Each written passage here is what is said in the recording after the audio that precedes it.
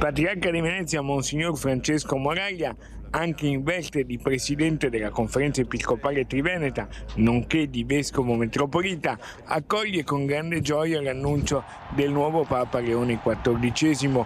Lo fa dal luogo simbolo per eccellenza, Piazza San Marco, davanti all'ingresso del Palazzo Patriarcale. Una sorpresa dello Spirito Santo sopra gli uomini, al di là degli uomini, veramente lo Spirito Santo ha scelto un uomo che si è presentato direi in modo molto umano, in modo molto sereno, anche se certamente si vedeva nel suo volto la consapevolezza, dell'impegno che andava ad assumere. Lo conosce e che impressioni ne ha sempre avuto? Di un uomo molto pacato che lascia parlare gli altri, anche i suoi collaboratori. Il patriarca Francesco ricorda il legame con il nuovo Papa, la visita ad Rimena, e sottolinea il significato del nome scelto dal nuovo successore di Pietro. È un Papa che nasce in una grande città americana, Chicago, che ha delle provenienze però da parte dei genitori spagnoli e francesi, che nello stesso tempo ha esercitato molto il suo ministero in una piccola diocesi del Perù, quindi una sintesi unica, e nello stesso tempo un Papa che ha delle provenienze europee, perché appunto, come lui ha ricordato, i suoi genitori vengono dalla Francia e dalla Spagna. Buongiorno, le posso chiedere cosa ne pensa di Papa Leone? Io sono contenta, punto e basta, non lo conosco. Aspetta. Quello che ha scelto di meglio lo Spirito Santo, di nuovo. Mi sembra una persona valida, essendo un seguace di Papa Francesco, penso il bene possibile. Un Papa americano nessuno se l'aspettava. No, ero convinta Parolin, sinceramente. Mi è sembrato una persona molto equilibrata, che vorrebbe la pace in tutto il mondo, ed è la cosa più importante attualmente. Un pontefice americano? Meglio con Trump che sta facendo. No, lo calmiamo un pochino. Comunque grazie. Il nuovo pontefice Papa Leone, che effetto le ha fatto? Bello, molto bello, un bel effetto, e mi sono emozionata. Ascolti, ma lei pensava potesse essere un Papa che arrivava dagli Stati Uniti? Meglio, perché chissà che metta un po' la pace. E sul fatto che non è stato eletto Parolin, il Papa che poteva... No, non mi piaceva tanto, preferisco questo. Sono molto contento che sia americano, perché anche la Chiesa dimostra che, diciamo, la internazionalità del pontificato, e in più penso che sia un Papa, a me è piaciuto molto nel discorso iniziale, che punta sulla pace e sulla fratellanza dei popoli, insomma, ecco, questo a me piace molto, sono contento. Francamente mi è sembrato una persona molto mite e molto gentile. Ovviamente quella stessa mitezza e gentilezza che un po' ci aveva già tanto abituato Papa Francesco, però secondo me in questo particolare momento è proprio di questi valori che abbiamo bisogno, di questa mitezza e di questa gentilezza. È il mondo, è la situazione del mondo che richiede questo, e io penso che questo Papa la incarni tutta. Basta papi italiani però, sembra.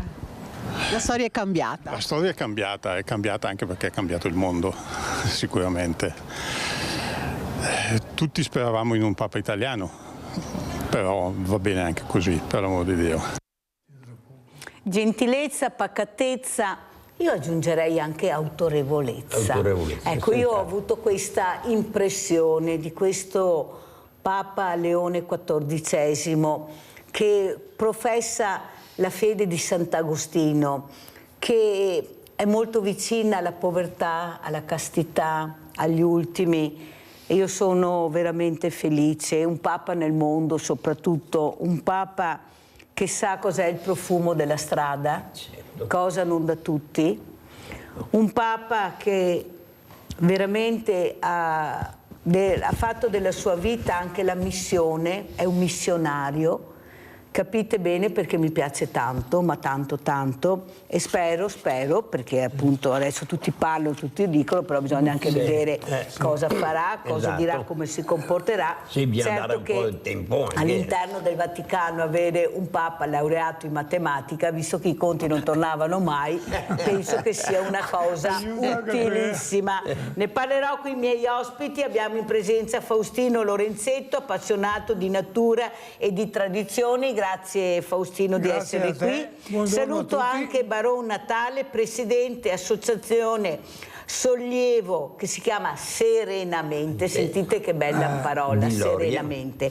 Allora, Serenamente, presidente Baron Natale, cosa dice di questo Papa? Come l'avete vissuta? Ne avete parlato? Prego, Baron.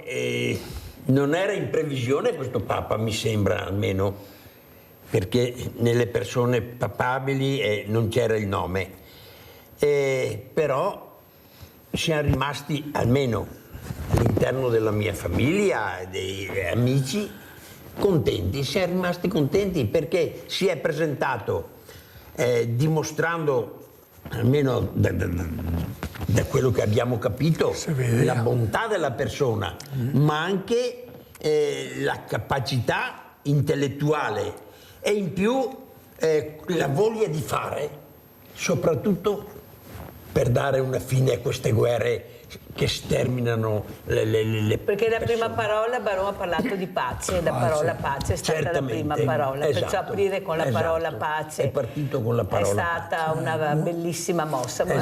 Faustino Lorenzetto, sentiamo la tua opinione. Due parole solo: il Papa giusto al momento giusto.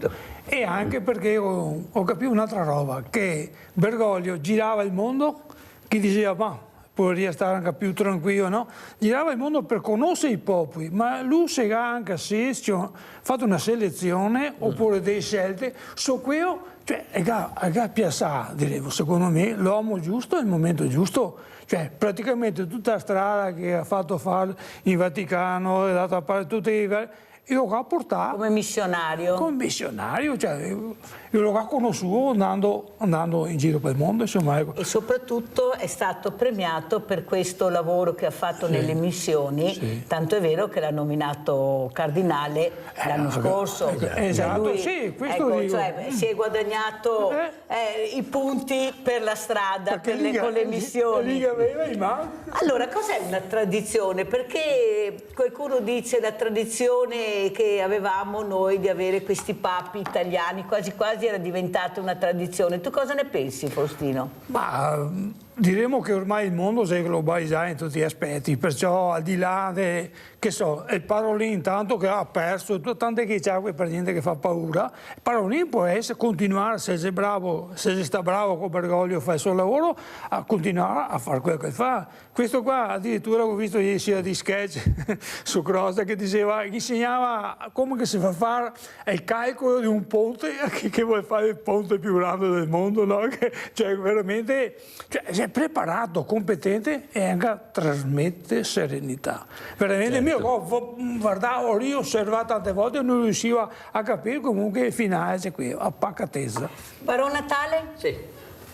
Come commenta le parole di Faustino Lorenzetto? Le commento positivamente, diciamo. Ecco, dopo io non farei tanti confronti con Papa Francesco, perché ognuno ha il proprio carattere, ha il proprio modo di vedere le cose. Comunque io darei un po' di tempo a questo Papa, perché lo abbiamo giudicato bene, una persona umile ma anche con un carattere, mi sembra che si è espresso abbastanza forte da poter combattere le attuali battaglie che dovrà affrontare. Capisci? Che non sono poche, di poca cosa. Allora andiamo anche a Vicenza e sentiamo cosa ha detto il Vescovo su Leone XIV. Andiamo a sentire. Ho accolto con gioia la nomina del nuovo Papa, Leone XIV, ha preso questo nome, e innanzitutto perché i cardinali hanno scelto molto velocemente il sostituto di Papa Francesco, successore di Pietro per questo nostro tempo, e poi perché Cardinal Prévost, che ho avuto modo di incontrare nella formazione dei nuovi vescovi nel 2023, è davvero una persona molto umile e gentilissima, di grande cordialità, e certamente è una persona anche che esprime una profonda fede. Molto mi è piaciuto il saluto iniziale, perché è il saluto primo di Gesù risorto, pace a voi, e il suo anche intervento che ha offerto proprio dal balcone di Piazza San Pietro, dove ha invitato alla pace, alla giustizia e a un cammino insieme di tutta la Chiesa con il popolo di Dio, richiamando proprio la sinodalità, credo sia davvero in continuità con l'eredità che Papa Francesco ci ha lasciato, ma per percorrere anche nuovi sentieri con il tratto, lo spirito di Leone XIV che, ringraziamo il Signore, ci è stato donato. Allora, almeno le notizie che arrivano è che i suoi antenati, il nonno, era di Torino, Giovanni Prevosto, poi è emigrato in America e ha cambiato il cognome, ma l'origine è anche italiana. Cioè nel nostro DNA abbiamo di tutto e di più, che è la creatività. Ma vuoi vedere che in Vaticano esiste la meritocrazia?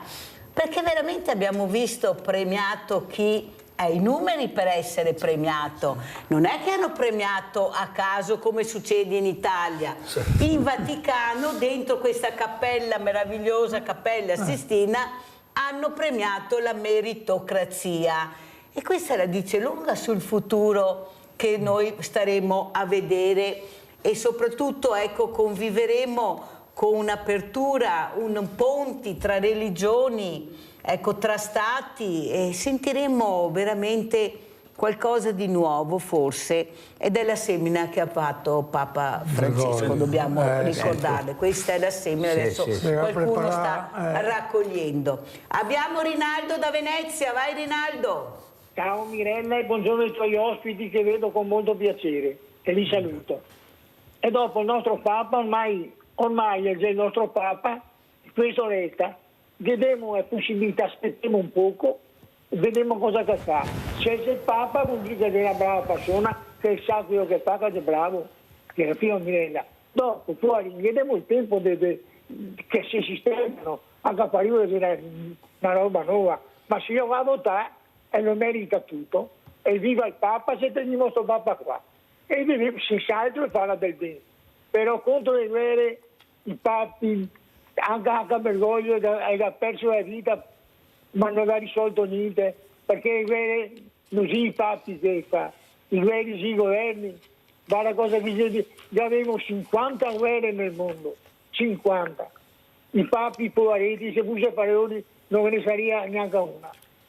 Purtroppo abbiamo questo Papa, se lo teniamo, chissà che viva. Beh, no, purtroppo, dai Cavaliere, purtroppo, no, purtroppo Rinaldo, dai, purtroppo, io tutti favorevoli, tutti allegri, ti dici purtroppo, dai a Rinaldo, non sei un po', perché tutti si aspettavano un altro, no? No, tutti no. Qualcuno. Mi aveva fatto una scelta molto precisa. 80% aspettavano, noi in modo ce lo teniamo e va bene così. Grazie caro Rinaldo, grazie. Allora adesso andiamo a vedere, invece era settembre, il 22 di settembre era giornata dell'Alzheimer, ne parleremo con Natale Barone. Andiamo a vedere il servizio e poi lo commentiamo, anche cosa sta facendo l'associazione Serenamente. In molti riusciamo non a sconfiggere la malattia, ma a tenerla sotto controllo. Gli ospiti si sentono a casa propria. Giochi, danze e cori per un pomeriggio di festa all'insegna del sorriso e del buon umore.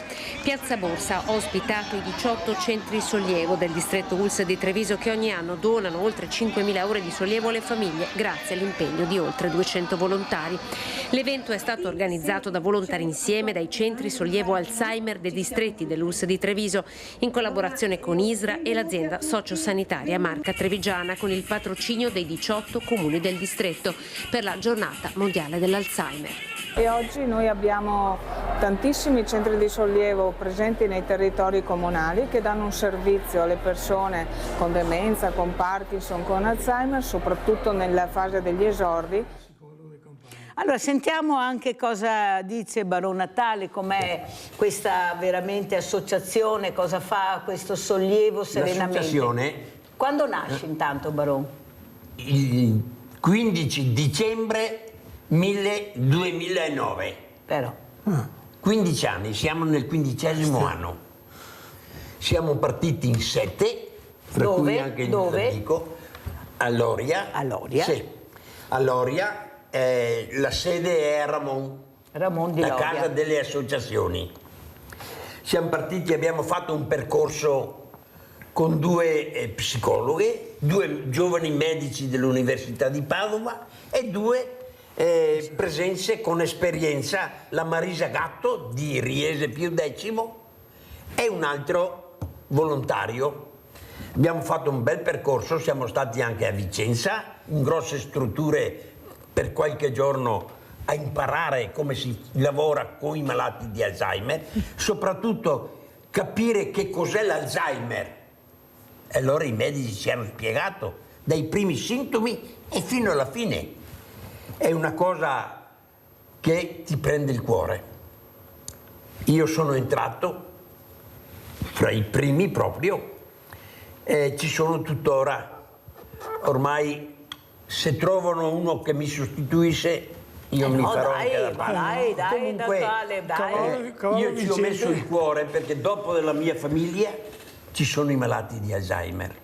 Perché sei diventato volontario di questa associazione? Sono diventato volontario perché mia suocera aveva l'Alzheimer. Ce la siamo tenuta a casa perché non c'erano le strutture adatte allora.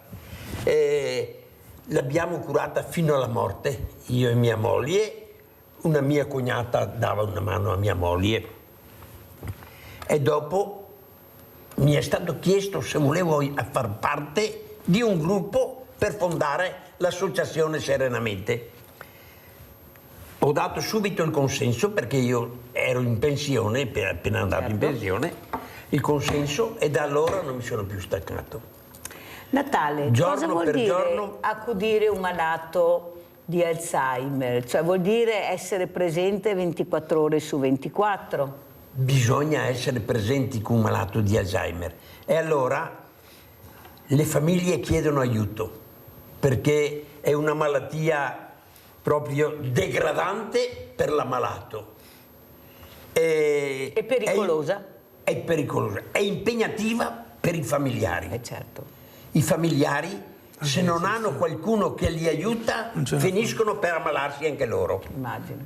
E questo i medici che ci hanno insegnato e spiegato che cos'è l'Alzheimer l'hanno proprio specificato. Ricordatevi che voi potete dare una mano ai familiari e in più evitare che si ammalino loro per accudire l'ammalato. Secondo te, Baron, dovrebbero esserci più strutture adeguate per questo tipo di malattia, non mettere assieme varie realtà, anche perché l'Alzheimer sta avendo dei numeri di età anche bassi. Certo. Io ho avuto la Michela, che il marito si è ammalato di Alzheimer, ha iniziato a 35 anni, perciò capite bene cosa sto dicendo. E questi bambini che vanno e andavano a trovare il loro papà che non erano più in grado di tenerlo a casa, chiedevano alla mamma: ma perché mio papà è assieme a tutti questi vecchi? Perché i bambini ragionano e dicono quello che vedono e quello che sentono. E Michela faceva fatica a spiegare a questi bambini perché il papà era con queste altre persone, perché il loro papà, per loro, anche se era malato, era sempre un papà giovane. E loro avrebbero avuto piacere di parlare, di giocare con il loro papà nei modi giusti, anche perché loro lo avevano accudito a casa. Tanto è vero che il più grande, Mattia, è diventato alfiere della Repubblica, è stato premiato dal presidente Mattarella. Io dico sempre che più di tante medaglie, delle volte qualche assegno in più, ecco, non farebbe male per sostenere questa mamma che deve crescere da sola questi due bambini. Lei ha detto, l'ho avuta ospite proprio pochi giorni fa, per fortuna che ho i miei genitori che mi hanno supportato, ma se no come sarei? Perché qua premi siamo bravi, maschei che ne gira sempre pochi, sempre pochissimi. Sempre Ecco, secondo te, Baron, sarebbe ora che veramente si occupassero anche di creare strutture per queste forme di demenza, di queste persone che hanno bisogno di entrare in certe strutture, ma che siano strutture adeguate?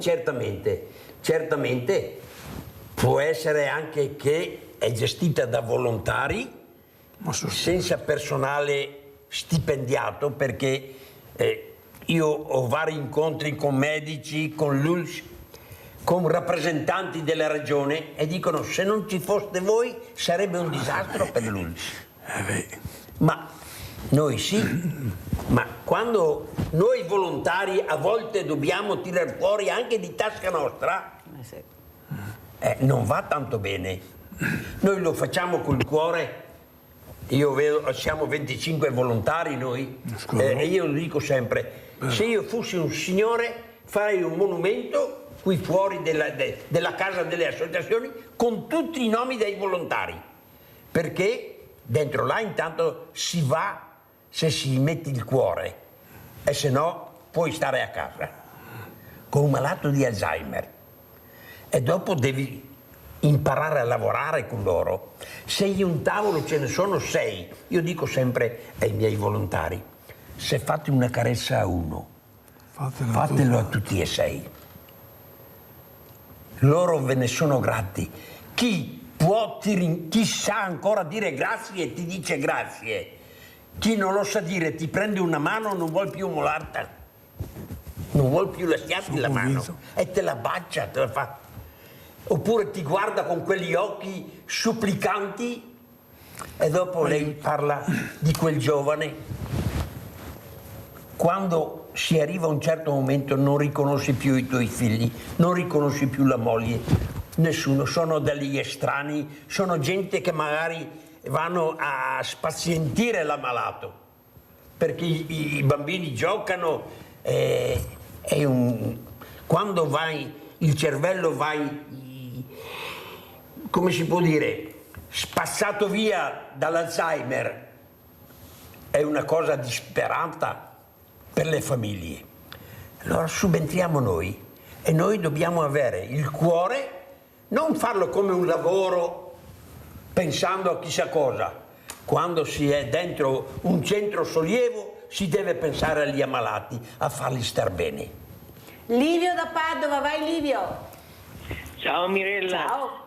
Saluto i tuoi ospiti e volevo chiedere al signor Natale che differenza c'è tra morbo di Parkinson, cioè da morbo di Alzheimer e morbo di Parkinson. Grazie. E allora adesso vorrebbero inserire nelle nostre associazioni anche il morbo di Parkinson, ma c'è una battaglia in corso, perché il monte, come si può dire, che la regione della ha messo a disposizione anni fa per l'Alzheimer è rimasto sempre quello. Sono cresciute le associazioni, da 22 siamo 43, 44 adesso, nel Trevigiano, e il grussolo è rimasto sempre quello, no? E allora viene dispensato, tirato di qua, tirato di là. Vogliono inserirci anche i malati di Parkinson, che è tutta un'altra cosa, perché l'ammalato di Parkinson la testa ce l'ha a posto. Ragiona tranquillamente, senza nessun problema. Esatto. Lì da noi c'è Vedelago, ma è una cosa a parte, perché al mattino hanno quelli dell'Alzheimer, nel pomeriggio ci sono altri volontari che hanno fatto i corsi preparati per il Parkinson e hanno alcuni pazienti di Parkinson.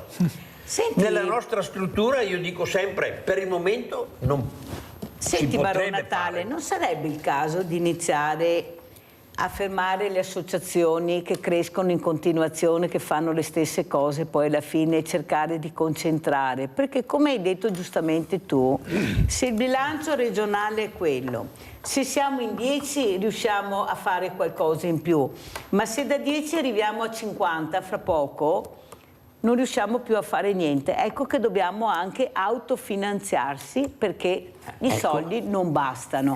Allora sarebbe il caso che chi ha questi problemi si avvicinasse di più a quelle associazioni che sono già preparate, che sono nel territorio, che hanno anche il simbolo della regione perché sei iscritto in regione, invece di continuare a aprire, perché mi sa che qualcuno, scusa Baron Natale, lo dico anche a Faustino Lorenzetto, sta un po' strumentalizzando il volontariato. Nel senso, se io conosco una persona, politicamente quella persona mi può aiutare perché conosci una cerchia di amici, può creare un'associazione, intanto io arrivo anche là e prendo i voti, ascoltate bene la Mirella, allora può essere che arrivi anche a qualche poltrona, perché quelle che ci sono da altre parti. Pensi che ormai, adesso non so, ci sarà un nuovo governatore, almeno si dice, non si sa perché sarebbe un presidente, non so perché abbiamo governatori, ma i presidenti della regione. Capire chi c'è, cosa fa e iniziare a unire le forze e ognuno deve fare quello che sa fare, no che tutti sappiamo fare tutto. Baron Natale? Certo, quello di dire uno sa fare tutto, io sono sempre stato contrario a questo. Ecco. Devi conoscere le cose specificatamente, e non c'è via di scampo. Dopo, a riunire, bisogna coprire le spese di pulmino, gente che si sposta, diventa problematico. Il posto, perché noi abbiamo un ambiente che possiamo avere fino a una ventina di ammalati e va bene. Ce ne sono altri che, oltre a dover pagare anche l'affitto al comune, che è una cosa disastrosa, per avere un luogo dove portare gli ammalati, è una cosa vergognosa. Normale. Noi per fortuna non abbiamo questo carico, perché il comune è una cosa comunale gestita dagli alpini e abbiamo lavorato in tanti per rimetterli in piedi perché stavano crollando. Le ex scuole elementari dove io sono stato a scuola sono adesso uno stabile meraviglioso con gli spazi che va bene anche per gli ammalati, ma è un po' un discorso. Perché la regione, Baron, dove vuole ha messo i paletti, nel senso che se un'associazione che vuole partecipare ai tavoli naturalmente mirati di quello che sa, se non arriva a 10 persone come associazione non può far parte del tavolo. Perché non mettono anche i paletti sulle associazioni, visto il momento drammatico che Scheige ne gira pochissimi per il volontariato, invece di cercare di allargare, di dare l'elemosina a tutti, perché così con l'elemosina cerco di averli tutti, e cercare di fare la meritocrazia e di dare la meritocrazia alle associazioni che sono da anni nel territorio e che fanno questo tipo di lavoro con serietà, competenza e professionalità. No, perché bisogna anche iniziare a cambiare sto registro, Barone, perché se tutti accettiamo sempre tutto e tanto la politica, noi non ci dovremmo stare, noi dovremmo dire che è il momento di arrivare a capire, questo lo deve fare la regione, chi sei, cosa fai e come puoi aiutare. O sbaglio, Barone? No, lei dice benissimo, però c'è un problema. Bisogna avere l'ambiente adatto. Se 2 o 3 associazioni si uniscono, io ho il posto per 20, posso averlo, ma se ne arrivano 30 o 35, dove li metto? Ma perché sono tante? Perché sono cresciute, l'hai detto anche tu nel tempo, sono cresciute e perciò adesso i soldi che prima si gestivano in 10 adesso si devono gestire in 30 e stiamo parlando del stesso tipo di problema. Allora andiamo a vedere, adesso cambiamo, andiamo in natura, andiamo a vedere questo video che ha portato il nostro Faustino Lorenzetto, questo percorso del Parco Sile che è bellissimo, e poi commentiamo e sentiamo cosa ci racconta Faustino Lorenzetto. Siamo qua oggi per presentare un nuovo percorso lungo il Parco del Sile, a Santa Cristina di Quinto, provincia di Treviso. Un percorso tra natura e cultura. Si arriva anche dalla pista ciclopedonale Ostiglia. Adesso vediamo come.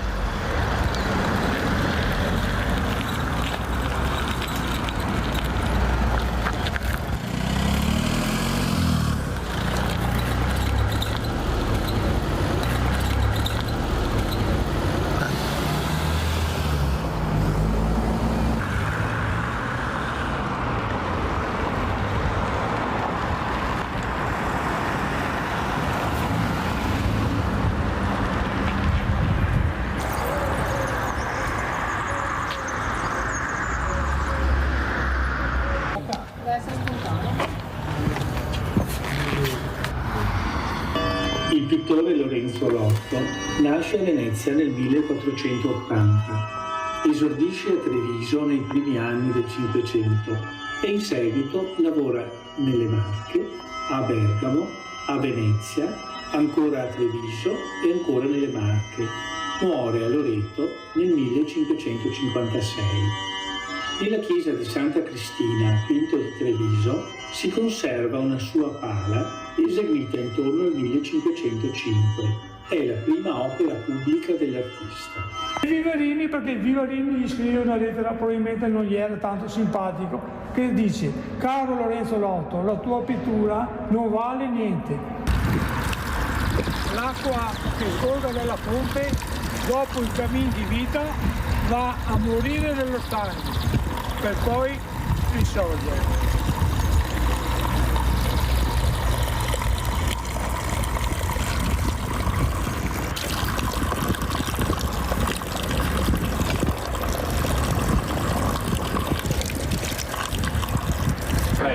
Ora dove andare?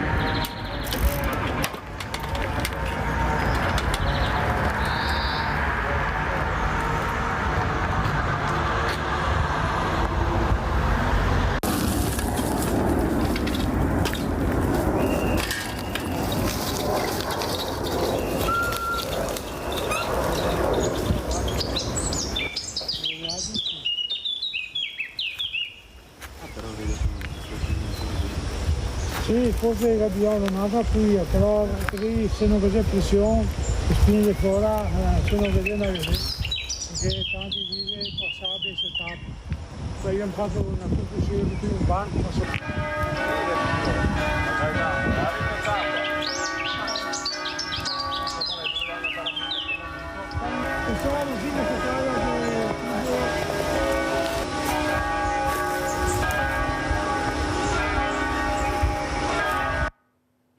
Allora, Faustino Lorenzetto, bellissimo questo video, ma avete capito cosa abbiamo a 2 passi da casa? Ma adesso spiegalo, Faustino, cosa abbiamo visto? Addirittura l'8, cioè non una roba a caso, eh? Allora, su 1 chilometro circa di strada, arte, natura, cultura, nel senso che se inizia un percorso dall'8 all'orto, da chiesa Santa Cristina, all'interno che c'è sto pieghevole.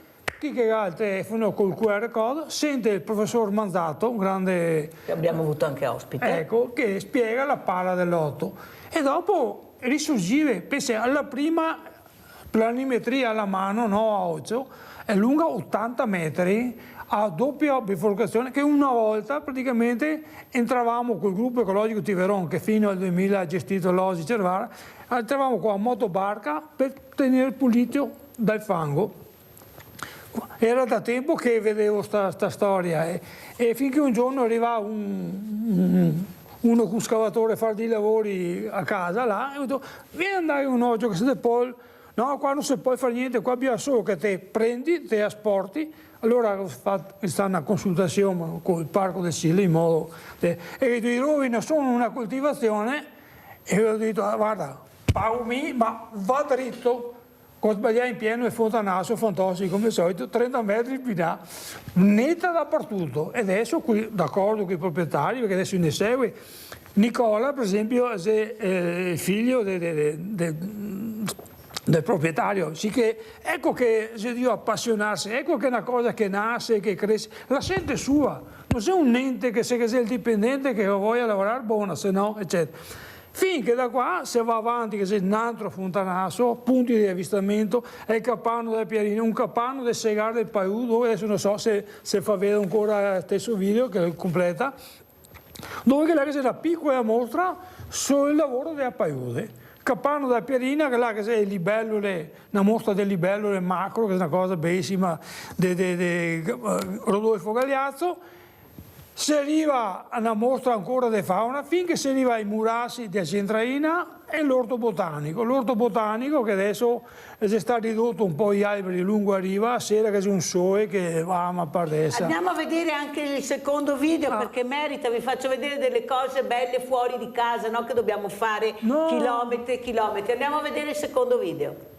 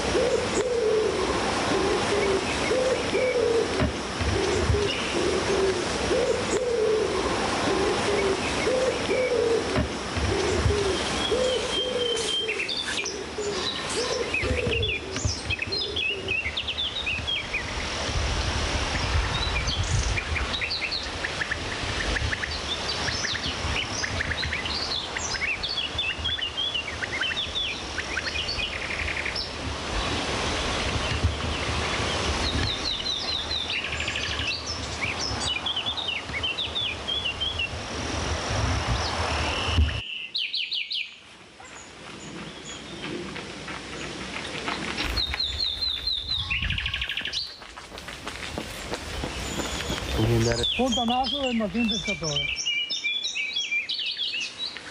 Il polle.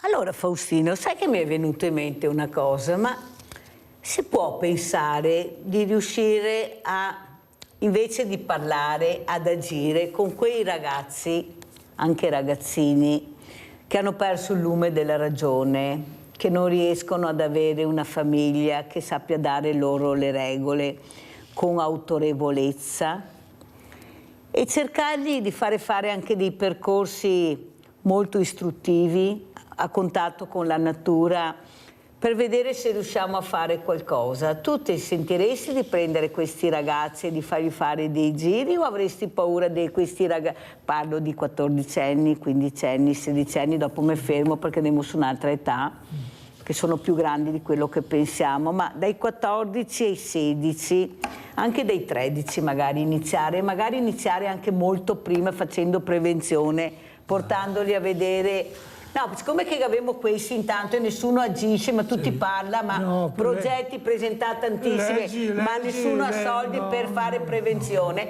Cosa dici, Niente, domani capita a Fagiolo, perché proprio lunedì riprendo con le elementari del Marconi, poi Santa Cristina, le prime entro in scuola a spiegare cos'è il Paiù, segare il Paiù, che una volta era un territorio palustre, che adesso si è evoluto, coperto da rovi, associazione Monsignor Tognana, con diversi amici che hanno messo 100 euro qua, 100 euro là, ma quando vado avanti qua? Finché arriva i prossimi 100 euro, uno se ne a casa togli, va a pagare scavatore, che non è che una certo. Adesso tutto questo percorso qua, e se adesso è là che elementari, che c'è ancora una mentalità abbastanza aperta. Certamente, essendo impegnati e conoscendo queste robe qua, adesso io fare un'esperienza, non so se dopo se fermo in tempo, sui farfalle, che sia incredibile, cioè, da una farfalla ammalata, l'abbiamo visto quel video, l'hai portato? Però la storia si ripete. Adesso, per esempio, con l'Istituto Razza, no? Io fa un film con i giovani, e sti giovani che, ecco il tema, se blocca internet, cellulare non funziona più, cosa fanno? In sintesi, no? Vanno al parco, vanno a vedere il parco, e chi trovano al parco? Trovano nonno Faustino con una scatola di scarpe che apre il coperchio e fa volare una farfalla e spiega, e là rimangono un po' colpiti. È una provocazione semplice e banale, però bisogna, secondo me, tornare alle origini e cominciare a lavorare soprattutto sui piccoli. Sentiamo anche Baron Natale cosa ne pensa di questa proposta che io cerco di fare e portare avanti, anche se con grande difficoltà, perché qualcuno non vuole ascoltare, perché gli interessi sono altri. Tanto è vero che si parla, ma di concreto vediamo pochissimo. Di riuscire a fare prevenzione e parlare di questa malattia anche con i ragazzi, perché come ho detto questi due bambini erano bambini che il papà si è ammalato, certo, e hanno avuto la sfortuna di conoscere questa malattia e hanno iniziato ad accompagnare il papà, a vestirlo, a portarlo fuori, a mettere le immondizie per cercare di, che si muova, farlo capire anche agli altri ragazzi, perché può capitare a chiunque. Chi avrei mai pensato che questo gigante buono, che faceva anche un lavoro di sicurezza, arrivasse a un punto di non riconoscerli più, di non sapere come si vestiva, e questi bambini osservavano e cercavano di aiutare il loro papà. Cosa dici, Barone? Iniziare anche a parlare anche da piccoli? Noi a proposito abbiamo sempre degli incontri con le scolaresche, dalle elementari, 20 giorni, 25, è vero, c'erano la seconda media, perché dopo andiamo anche una volta all'anno i rappresentanti delle associazioni nelle medie, ma con le elementari, ragazzi, può essere anche un po' un disagio per una mezza giornata, ma è un disagio meraviglioso. Cosa dicono questi ragazzi? Parlate una volta, se no non si capisce. Perché, prima cosa, senti dire, ma lo sai che anch'io a casa ho avuto la nonna che non capiva più niente, che non mi riconosceva più di qualcuno. Ho avuto lo zio, conosciuto uno con l'Alzheimer, e allora passano parola, e in più seguono i nostri anziani, li aiutano a lavorare, è una cosa meravigliosa. Anche gli anziani li vedi gioire circondati da questi ragazzini. Perché ho fatto questa domanda? Perché dopo vi farò vedere un servizio di questo atto vandalico su un murales bellissimo che abbiamo veramente visto, ed è una cosa veramente che fa rabbrividire, perché l'ignoranza non ha eguali, e soprattutto veramente una cosa. Andiamo a vedere questo servizio che fa capire, di questo atto di vandalismo, questo video di svastica a Pederoba. Andiamo a vedere.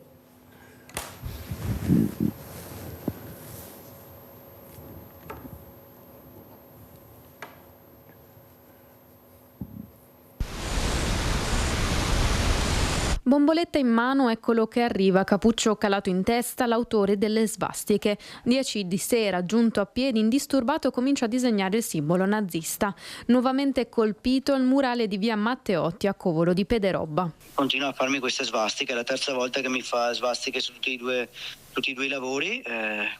Io sì, ho messo una piccola telecamerina. A parlare è l'artista che per l'ennesima volta vede deturpato il suo murale, nato con l'intento di abbellire e ridare luce a un angolo di paese grigio. In questo momento mi sento un po' solo perché praticamente anche un mio amico mi ha detto: Diego, ma cosa te ne frega, tanto ti hanno pagato, hai fatto i 2 lavori, cioè non sono più problemi tuoi. Ma io penso, sono dell'idea che, cioè, in senso, chi vuole essere una persona buona non deve solo non far del male a nessuno rigardito, cioè dovrebbe agire tentando di fare qualcosa per il bene della società. Chi abita lì in zona, nessuno mi dice niente, nessuno sa niente, nessuno mi dà una mano, insomma, su dirmi chi può essere stato, che poi sto ragazzo da quello che ho visto io ha fatto la svastica alle 10 di sera, non è che sì, poi va a piedi, quindi abita là in zona. Amarezza e senso di impotenza e l'amministrazione a far scattare la denuncia contro ignoti dopo le diverse segnalazioni già fatte ai raid vandalici precedenti, atti che sembrerebbero di matrice ideologica. Non molla Diego Montagnier, che nelle 2 volte precedenti in cui erano stati imbrattati nei mesi scorsi anche spazi pubblici e cartelli,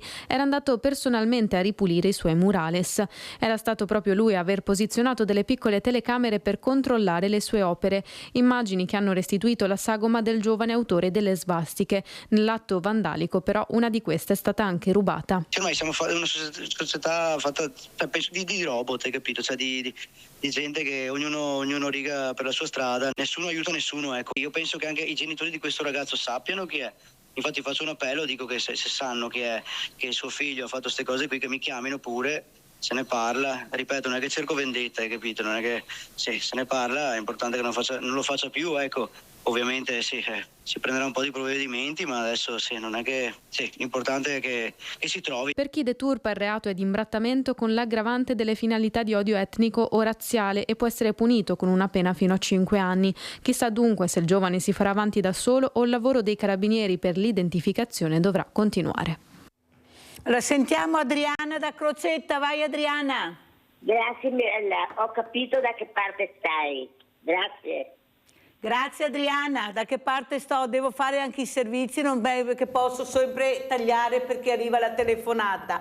Allora, abbiamo visto intanto un grande abbraccio a Montagnier, veramente a Diego, grazie Diego di fare quello che fai, questi murales bellissimi. Diego è venuto anche a Villa Margherita, ha fatto 2 murales splendidi, uno è stato regalato al direttore generale Benazzi, uno è stato regalato al sindaco Mario Conte, per far capire anche il problema del mondo dei diversamente agili. Cosa ne pensi? Cosa dici? Magari una ragazza, un ragazzo, magari anche una ragazza, chi è che sa cosa... chi si nasconde dietro quel cappuccio, quel piumino là. Prego Faustino, partiamo con te. Alla base c'è sempre un vuoto culturale, cioè anche esperienze proprio recenti ti danno una valutazione su quello che fai, che tu te ne stai zitto, non te ne freghi, ma capisci, la si perde perché non ha senso, però potrete dire ma tu non conosci la storia. Hai capito? Non puoi parlare. Se quel ragazzo o ragazza avesse avuto mio padre, che è stato l'8 settembre portato in treno, stavano portando in Germania e l'hanno avvisato che in Austria il treno rallentava e i partigiani aprivano i portoni, lui è venuto a casa dall'Austria a piedi. Sul vagone più avanti c'era mio zio che era fisicamente distrutto, che non si è neanche mosso, è andato a fare il prigioniero in Germania. Quello non faceva una svastica, ma che svastica del che? Ma con chi ce la prendiamo? Cioè, c'è un paradosso, perché a volte io dico, se ci sono degli interessi, c'è 1 miliardo da guadagnare e chi se ne frega? Facciamo anche la guerra, perché c'è un motivo sbagliato, secondo me, che non c'è una proporzione, ma c'è un motivo, oppure anche un motivo stupido, cioè una cosa, ma non c'è neanche quello. Questo è il problema. Qua stiamo andando, c'è un vuoto culturale, mi diceva tempo fa una signora, 2 anni, una bambina di 2 anni ha problemi, è praticamente dipendente dal cellulare. Devono andare dal psichiatra perché è dipendente. Forse a portare i genitori più che a bambina dal psichiatra. Sì. Giusy, vai Giusy. Mirella, buongiorno ai tuoi ospiti.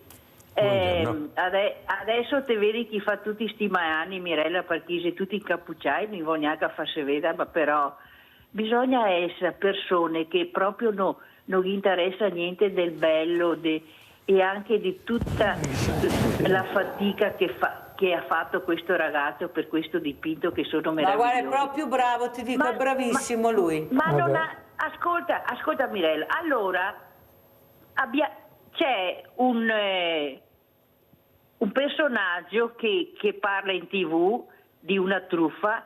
Abbiamo visto che il suo contratto del telefono fisso ha subito variazioni, clicchi qui. Io dico, spero veramente che tutti i nostri amici diversamente giovani che non facciano niente, perché questa è una truffa. Sì, purtroppo del telefono fisso ha subito una variazione, clicchi tot numero, non si può più, non se ne può più, Mirella, non se ne può più. Grazie. Grazie a te, cara Giusy. Baron, allora cosa diciamo a questi ragazzi, magari questo ci sta anche guardando, o questa, perché non si sa sotto quel cappuccio chi si nasconde, qualcuno dice i genitori devono sapere perché vedono il filmato, e se ha un figlio che ha quel giubbino, ecco, si può anche riconoscere, certo, secondo me. Prego. Allora, bisogna cominciare proprio dai genitori. Genitori, per me, sono troppo superficiali, lasciano fare troppo ai ragazzi giovani o anche non proprio giovanissimi.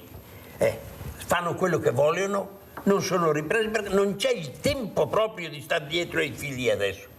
Ma se hai un figlio lo devi accudire, devi stare attento anche sulle malefatte di tuo figlio.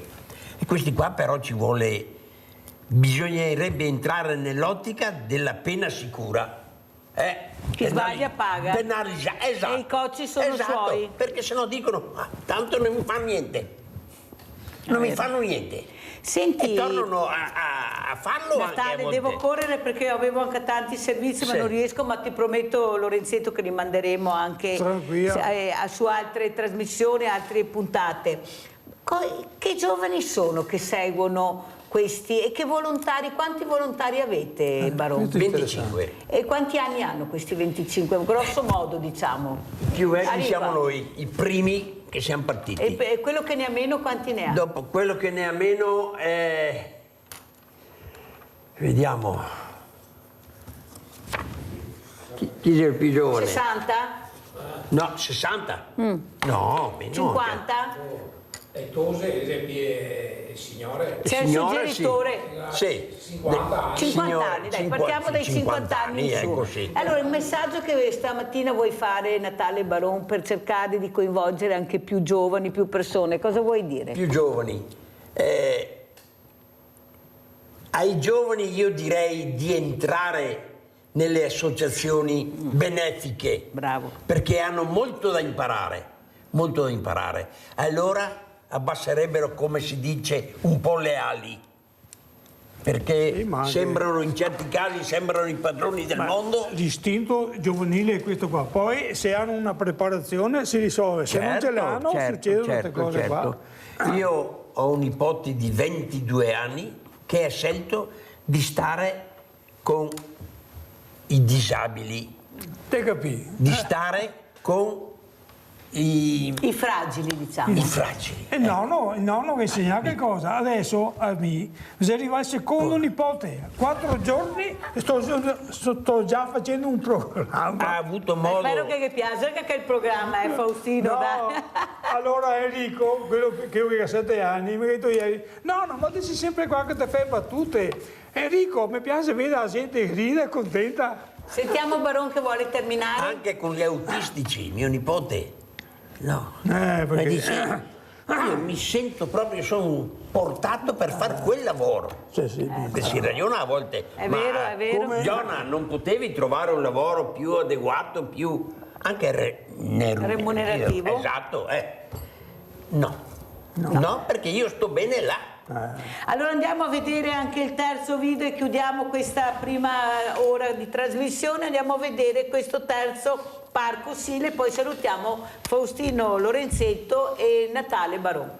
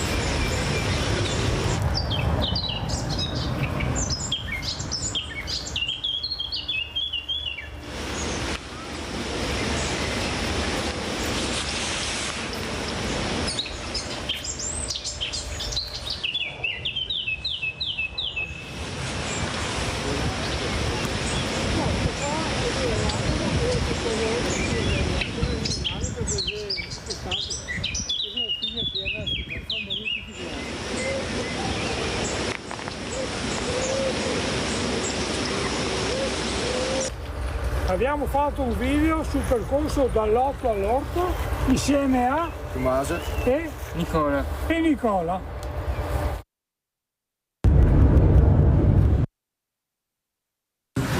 Erano da là, si metteva davanti. Sì. Guarda qua, la ragazza qua mi ha fatto una sorpresa, guarda che roba. Dimmi Faustino, dimmi Faustino. E ora, cari amici, vi abbiamo fatto vedere il percorso dall'Otto all'Orto. È stata una grande fatica anche e abbiamo fatto appetito. E allora abbiamo trovato l'ospitalità dell'agriturismo al Sile e qua abbiamo Michela che ci spiega cosa ci ha portato. Ho portato un po' di affettato, soppressa, osso collo, verdure in agrodolci e asparagi pastellati. E qui la festa? Grazie mille. Bene. Prego.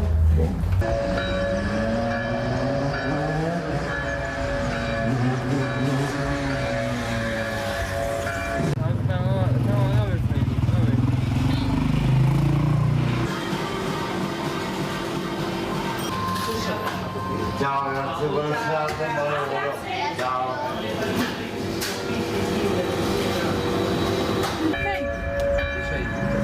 E la passeggiata finisce in gelateria da Elisa. Un buon cono gelato e si chiude la festa. Grazie a tutti per l'attenzione.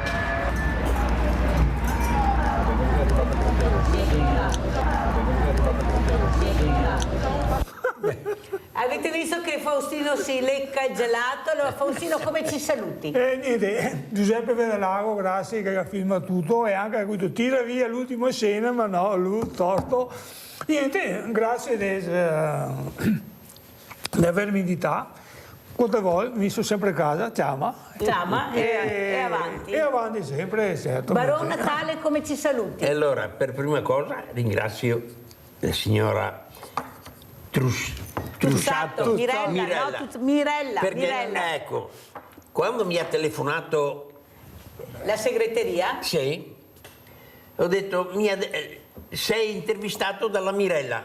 Mirella, ho pensato un po', ma scusa il termine, sai, ho detto, Mirella la rossa? La rossa, Mirella la rossa. Si è messo a ridere, squarciagola, È un brand. Proprio. Hai detto subito di sì. Per me è un piacere.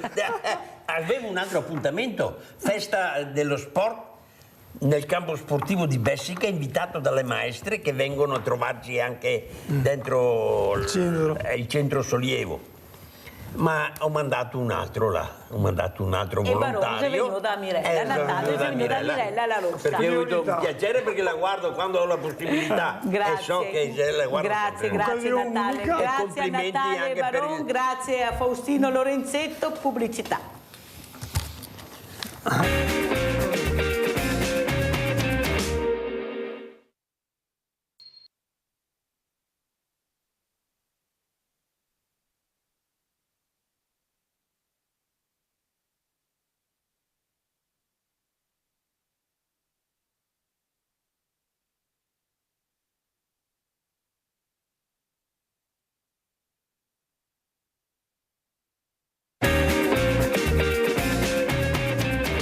Presento altri graditissimi ospiti. Abbiamo in presenza Serenella Antoniazzi, scrittrice, che presenta questo libro, fallo vedere, eccolo qua, Un tempo piccolo, che voi avete già visto perché l'ha portato la nostra Michela, che è la persona che ha il marito da giovane che è stato colpito dall'Alzheimer, che salutiamo e che cerca veramente di rimboccarsi le maniche per aiutare altre realtà, altre famiglie, altri familiari. Avete sentito la difficoltà di convivere con questa patologia per i familiari e perché Serenella è diventata scrittrice con questa sensibilità. Saluto anche un grande amico, Oscar Ferronato, papà di Giorgio, questo bambino diversamente agile, meraviglioso.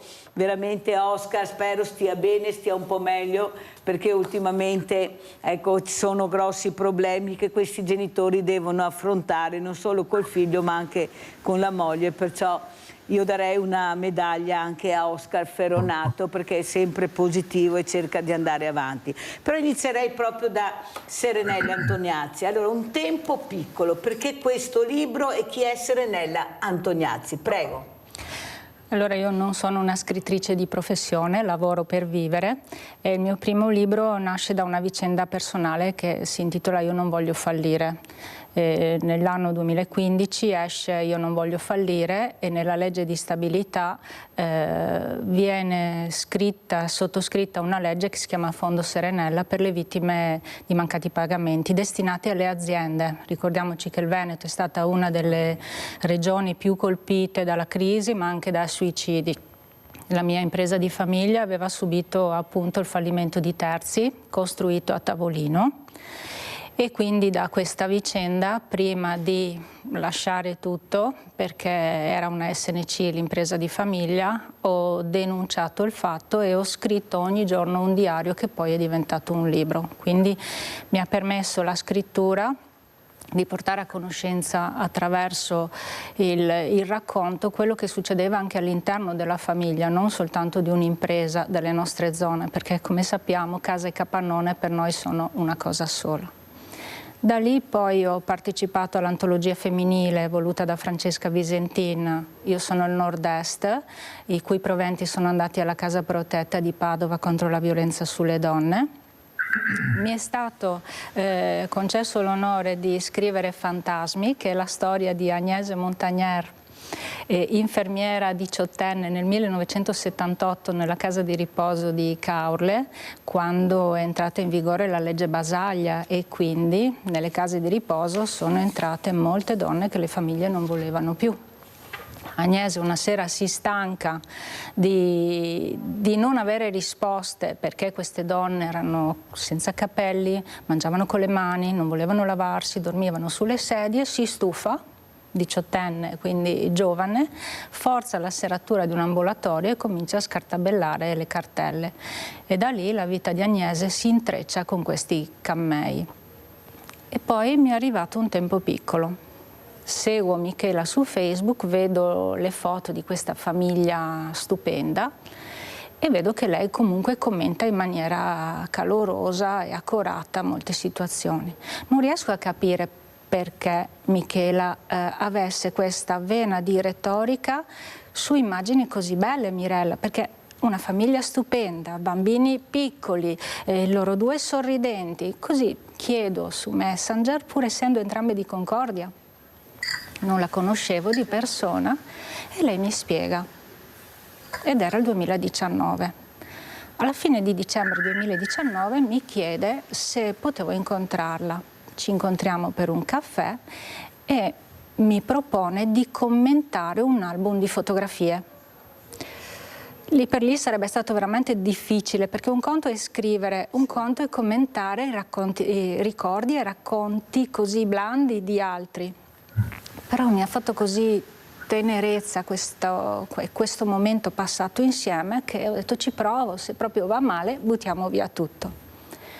Siamo a fine 2019 però, arriva gennaio 2020, vedo un paio di volte di persona Michela e Paolo, ma poi lui, essendo persona fragile, viene subito confinato perché c'è il Covid, arriva la pandemia.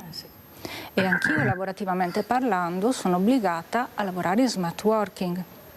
Quindi il tempo a disposizione è di più, ma non posso dialogare con loro. Allora troviamo un escamotage. Cosa facciamo? Così come Agnese precedentemente mi aveva detto io non ti scrivo appunti, non ti racconto niente, se vuoi ti registro, dopo tu ti arrangi. Ho detto, bah, uso la stessa tecnica.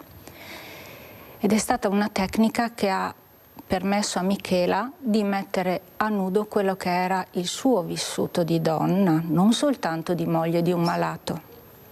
Quindi quando lei aveva tempo registrava su WhatsApp questi lunghissimi messaggi e io ascoltavo con le cuffiette, mentre stiravo, mentre spolveravo, mentre cucinavo, mentre facevo le cose che fa ognuna di noi. Facciamo tutte. Facciamo tutte. Quasi, non tutte, ma quasi. E quindi sono entrata in un mondo che avevo visto solo da fuori come nipote di mia nonna o delle mie zie di una certa età affette da questo tipo di patologia.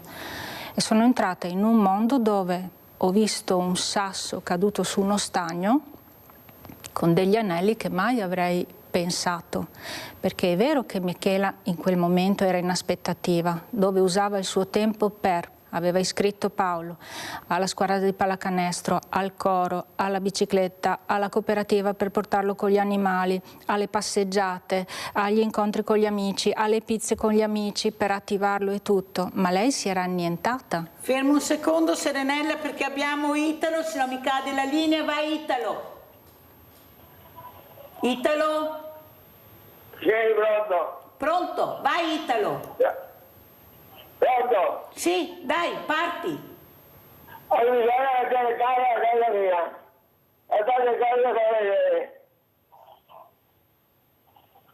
Non ho capito niente Italo, ma proprio niente. Allora fai così Italo, lascia il tuo numero di telefono, però ho capito che devo chiamarti, lascia il tuo numero di telefono che poi ti chiamo, lascialo bene, piano, senza problemi. Allora, continuiamo Serenella. Allora, questa donna che ti colpisce, ma colpisce di più il ritratto di questa famiglia. Cosa c'è dietro questo ritratto? Ma come? Vedo un ritratto felice e invece poi questi cerchi nell'acqua diventano sempre di più e sempre più grandi. E sono i problemi che deve affrontare Michela, da sola, con 2 bambini piccoli, ma è una donna e una guerriera. E lei si rimbocca le maniche e cerca di lottare per questa famiglia. Prego Serenella. Perché a differenza di quello che può essere con lo stesso rispetto la patologia dell'Alzheimer sull'anziano, su una famiglia giovane ha degli effetti molto diversi. Michela aveva l'aspettativa, quindi era a casa, ma professionalmente si è fermata. Mentre nel suo lavoro andavano avanti le sue colleghe con i corsi, è arrivata la fatturazione elettronica, nello specifico del suo lavoro. Esatto, lei non l'ha affrontata, quindi il suo percorso di crescita lavorativa si è interrotto. O faceva una cosa o faceva un'altra. Quindi quando poi purtroppo la pandemia l'ha costretta a rimanere in casa con Paolo e con Mattia e Andrea, i racconti che io ascoltavo nell'arco di 1 mese e mezzo sono totalmente cambiati, perché mentre lei raccontava prima quella che tutte quante cerchiamo di edulcorare, la famiglia, il vivere in casa con l'affiorare sempre di più dei lati oscuri di questa malattia di Paolo, ha obbligato Michela a raccontarmi anche aspetti verso i bambini così piccoli poco piacevoli. Bambini piccoli, anche Oscar Feronato ha avuto questo problema, questo bambino che nasce con questa malformazione, ma lui non si arrende, si rimbocca le maniche e cerca di fargli vivere una quotidianità, ma non è semplice, non è facile. Mancano tante cose, non sei ascoltato adeguatamente, eppure mio figlio, io voglio che mio figlio cresca nella serenità più completa, che abbia quello che ha tutti i bambini. Cosa vuoi dire? Ecco, questo un tempo piccolo anche per te Oscar, com'è la situazione? Vai Oscar. Ciao Mirella, ciao, buongiorno all'ospite e a tutti gli spettatori.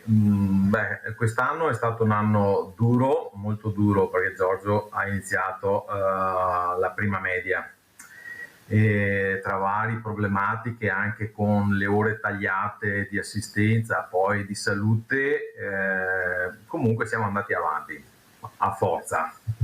Devo ringraziare mia moglie perché la capisce Oscar. La problema... Com'è?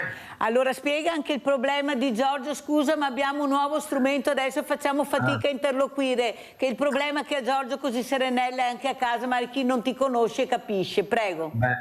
Giorgio è affetto da ipoacusia bilaterale, ha un colesteatoma in recidiva per la 4ª volta, per cui dovrà essere rioperato per appunto la 4ª volta, e è portatore di tracheostomia e appunto ha questa malformazione rara che non si sa ancora bene di che origine sia, che gli dà problematiche al linguaggio. E poi appunto mia moglie è paziente oncologica e insulino trattata. Ecco, abbiamo completato un po' la situazione. Appunto, come ti dicevo, quest'anno è partito non proprio bene l'anno, tra 50.000 problematiche a scuola, ci hanno tagliato appunto le ore di assistenza e il carico lavorativo se l'è dovuto assorbire mia moglie. Difatti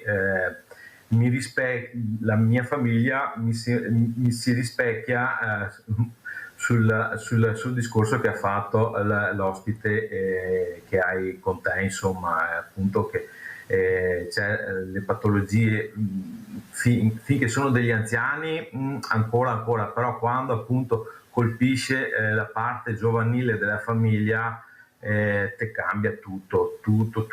Io vedo anche a lavorare, io ho la 104, però un conto è gestire un anziano con tutto rispetto, il papà o la mamma con tutto rispetto, ma è un conto è gestire un figlio tra visite e problematiche varie, malattie, che quest'anno sta un macello, è sempre a casa quest'anno Giorgio. Anch'io poi adesso non sto proprio al massimo con questi sbalzi di temperatura, un po' di tosse, non ce la siamo passata molto bene, però come hai detto tu prima, quei spai forti e grandi, per cui andiamo avanti senza Senti paura, Oscar, ecco. io non vi dico cosa è successo ieri pomeriggio a Mirella, ma spero di raccontarli in senso positivo la prossima settimana. Non ti sembra, Oscar, lo dico anche a Serenella Antoniazzi, che forse dobbiamo cambiare il registro dei servizi sociali? Cioè io vorrei capire, indipendentemente dal numero che sono pochi, indipendentemente dai soldi che hanno che sono sempre pochi, ma è possibile che con tutto il mondo del volontariato che abbiamo, che è tanto, perché abbiamo tantissime associazioni, siccome tutti facciamo tutto non riusciamo a capire cosa facciamo e chi siamo, neppure ci conosciamo tra di noi, non riusciamo a capovolgere questo sociale e farlo diventare un sociale attivo, un sociale che dia risposte, non che trovi porte chiuse, perché abbiamo queste persone che possono aiutare, abbiamo professionisti all'interno delle associazioni, abbiamo i mezzi di trasporto all'interno di queste associazioni, sono quelli quei campanili grandissimi che hanno tanto e di tutto, però poi ci troviamo che non riusciamo a interloquire con loro, non sanno chi siamo, non conoscono, non arrivano. Serenella, non sarebbe un po' da scrivere un libro anche cos'è l'associazionismo, chi sono, quanti sono, cosa fanno? Perché cresciamo sempre di più, ma come diceva giustamente il nostro Baron Natale, una volta i soldi erano quelli, eravamo in 20, li distribuiamo, ma se i soldi rimangono quelli da anni e le associazioni crescono per volontà politica, perché è quello il discorso, e questi soldi diventano sempre poco, come fanno a aiutare poi chi veramente ha bisogno? Serenella? Io ho un mio pensiero e spero di non offendere nessuno. Noi pensiamo sempre che l'aiuto sia dovuto alle famiglie che hanno delle problematiche, ma in questi ultimi anni, Mirella, le famiglie sono cambiate, non abbiamo più la famiglia colonica, il nonno, la nonna, lo zio, 8 fratelli. E possiamo avere la famiglia con la malattia, ma possiamo avere la famiglia col papà single, con la mamma single, perché è divorziata, perché non ha un compagno, perché è vedova. Pertanto, se noi ribaltassimo che non è un supporto e un aiuto alla donna, ma bensì è un aiuto alla famiglia, usando questi strumenti, creando delle cooperative, delle associazioni che generino a loro volta lavoro e generino servizio. Pensiamo nella quotidianità.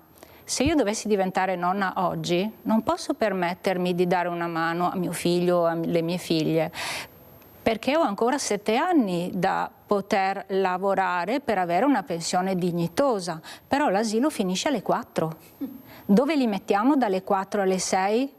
Che tutti lavoriamo? Che tutti lavoriamo. Gli asili... Sperando di trovare il lavoro, di avere il lavoro, poi devo dire anche questo. Sì, perché a 57 anni se mi licenzio poi dove vado a lavorare? Brava. Cioè anche l'età influisce. L'asilo nido ha un costo, ci sono numeri limitati, molte non donne vengono escluse, molte famiglie vengono escluse. Allora non pensiamo che l'assistenzialismo debba essere un fattore dovuto perché la famiglia ha una malattia. Dovrebbe essere, a mio avviso, un sistema lavorativo che produce reddito per le persone che lavorano, tanto in busta paga abbiamo una marea di trattenute. Giusto, brava. A loro volta abbiamo dei posti di lavoro che possono essere educatrici, possono essere professionisti in ambito medico, possono essere professionisti in ambito legale. Perché pensiamo solo alla situazione di Michela, che come un flipper, mi permetto di usare Michela, signor Oscar, perché non conosco lei, ma Michela come un flipper ha dovuto sbattere da una parte all'altra per capire... E continua, perché l'ho sentita anche l'altro giorno. Per capire di che cosa ha diritto, ma soprattutto quali sono i suoi doveri e come evaderli correttamente per non essere perseguita. Pubblicità.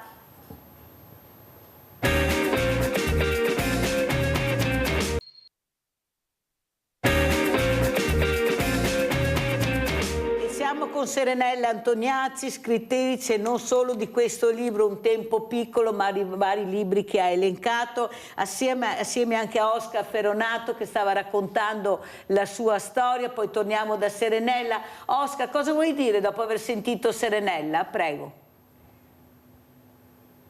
Il microfono. Allora, concordo con quello che dice la Serenella, ma il problema è molto, secondo me, è più vasto. Io porto il mio esempio. Io parto dal politico che scrive appunto le regole per i bandi. C'è un problema di,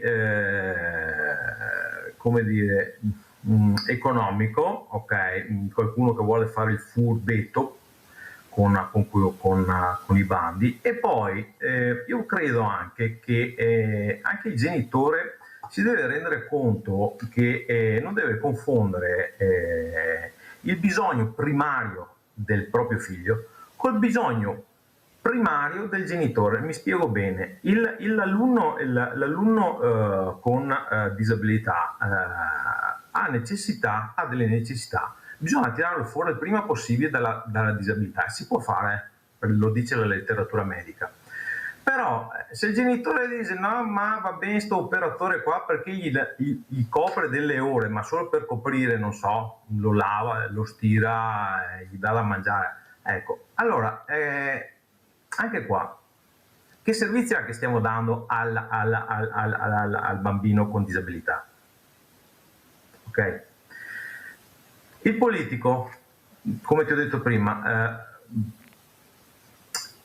scrive le regole. Io porto nel mio esempio, mio figlio è sordo, l'assistente della comunicazione. Com'è possibile che nel bando non venga messo l'obbligatorietà di supplenza in caso di assenza dell'operatore per 3 giorni o 4 giorni o 5 giorni? Nel senso che se l'operatore va in malattia per 3 giorni, l'alunno non è coperto dall'assistente alla comunicazione perché non previsto dal bando. E sto alunno qua a Pascoia, scusa, in quei 3-4 giorni cosa fa? E poi appunto c'è un problema economico, c'è che se qualcuno che vuole mangiarci sopra un po' di più, è inutile girarci attorno. Per cui qua bisogna resettare un po' tutto, mettere le idee ben chiare in tavola e risolvere determinate problematiche. E poi appunto, come dice la Serenella, insomma, questo è il mio punto di vista. Serenella, ecco il punto di vista su questo nuovo modo di anche gestire il mondo delle associazioni, di capire, visto che abbiamo la fortuna di avere tante cose, perché abbiamo pulmini, abbiamo mezzi, ecco, quelli che sono in alto hanno tantissime cose, poi forse il lavoro più duro lo fanno i piccolini che non sono neppure nominati, sono quelli in prima linea proprio nel vero senso della parola, che però non vengono ascoltati, non vengono... Io dico sempre che ormai il mondo del volontariato gira col commercialista e bisogna pagare per fare i volontari, ma soprattutto questo non ascoltare, ecco, questo non ascoltare che c'è un mondo di poveri, che sono famiglie che lavorano e non riescono ad arrivare alla fine del mese, perché non riescono neppure con 2 stipendi, perché hai 2 figli, cosa fai? La fortuna se hai i figli. I lavori che non ti permettono di dare alla famiglia quello che dovrebbe aspettare di diritto, l'ascolto ai tuoi ragazzi, ma se lavoro come faccio? non ci sono più le case come una volta, qui vicini anche che guardavano, che si ti vedevano su una strada diversa. Dove va tutti? Beh, oh, ma sai, tua mamma che te si da ste parti o tuo papà, c'era sempre qualche occhio che ti vedeva. Adesso noi abbiamo tanti occhi ma nessuno ci vede, si diventa invisibili, specialmente se sei in difficoltà, poi fai fatica ad essere avvicinato, ad avere qualcuno che ti dice hai bisogno di qualcosa, sei tu che devi chiedere.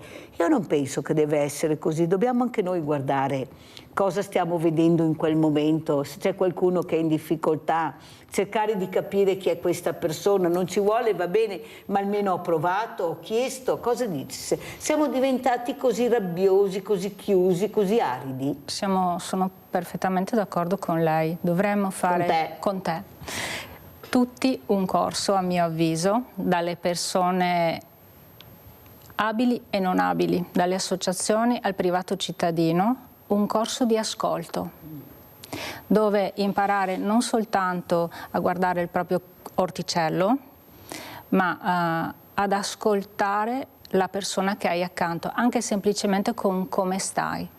Invece a volte è più semplice criticare la persona che a voce alta racconta quelle che sono le sue problematiche e poi perché magari si mangia la pizza con i figli, mette il rossetto o mette un po' di fondotinta, ecco, prima è andata in piazza a dire che ha difficoltà e poi la vedo a mangiare la pizza con i figli e l'amica. No, ma siamo così noi. Tu pensa che io al Banco Solidale ho la fortuna di avere tante persone che mi portano, stai attenta a quello che dico. E praticamente io regalo i rossetti, gli smalti, il rime a queste donne che vengono perché voglio che siano, quando arrivano al Banco Solidale, pulite, preparate, in ordine. Perciò prendo il bagno schiuma, prendo lo shampoo, ecco, io guardo le borse, quando arrivo non ce n'è per nessuno. Gli do gli orecchini e i bracciali, quello che arriva al banco. Mi arrivano delle telefonate e mi dicono, ma anche con la sottoscritta, mai le unghie dipinte? Mai il rossetto? E tu dai la borsa della spesa a queste persone che sono tutte truccate, tutte preparate. Ma capite che io mi ribello a queste osservazioni? Oppure qualcuno che mi scriveva e diceva che io cambio sempre di vestito, perciò non sono veneti schiacciati dalla crisi. Capite che io ho il coraggio di dirle queste cose, ma perché le donne che non hanno la possibilità di comperarsi non possono essere curate, non possono essere ordinate? Capisci che non ci sto? Perché sono le stesse donne nostre del territorio che fanno queste osservazioni. Sono loro che magari tu quando vai a fare la raccolta per il Banco Solidale fai queste collette alimentari che arrivano che mi sembrano alberi di Natale, con le borse firmate e chiedi una scatoletta e fanno fatica a dartela e ti dicono proprio infastidite. A parte che è ciccia per i gatti per la Mirella, perché finché non mi danno qualcosa non mollo e comincio a alzare la voce perché tutti sentano, perché non trovo giusto e corretto, ecco. Per carità c'è anche la libertà di dare, non dare, ma c'è modo e modo di farlo. Tu mi dici gentilmente no, ma gentilmente, e non fai la stizzosa e l'altezzosa. Quello lo fai a casa tua, non quando sei in certi luoghi. Capisci che non ci sto più, Serenella? Le racconto un breve tratto di un tempo piccolo. Michela ha sempre comprato presso una profumeria di Concordia, insieme a Paolo, il suo regalo di compleanno. Che fosse un porta gli orecchini abbastanza vistosi, adora il rosso, che fosse qualsiasi oggetto, ma insieme Paolo voleva sempre che lei comprasse un rossetto rosso, che è il suo colore di battaglia, fin da sempre, perché lei è sempre stata battagliera, lo è tuttora, e non so dove trovi la forza per avere ancora questo umorismo spontaneo che ti induce ad abbracciarla. Naturalmente la malattia prende sopravvento anche su questo, quindi Michela cosa fa vicino al suo compleanno? Va in profumeria, sceglie 2 oggettini quasi a caso, fa mettere il rossetto rosso, paga, d'accordo con la profumeria, accompagna Mattia e Paolo davanti alla profumeria, entrano, complice la proprietaria della profumeria gli fa vedere i vari oggettini e dice: ti consiglio questo. Fanno il pacchettino, Paolo paga con pochi spiccioli che non bastano, ma è tutto a posto. Mattia è a conoscenza di tutto, aveva 6-7 anni. Paolo esce e fa la sua bella figura di marito al compleanno di Michela. Michela porta il rossetto rosso. Più di qualche volta le è stato detto che è eccessivo nella sua posizione, ma Michela portava anche le camicie a maniche lunghe per nascondere i pugni presi da Paolo. Perché devo mostrare i miei lividi per dar peso e concretezza a quello che a voce ti sto raccontando? Soltanto perché guardi la superficie e guardi quello che ti interessa.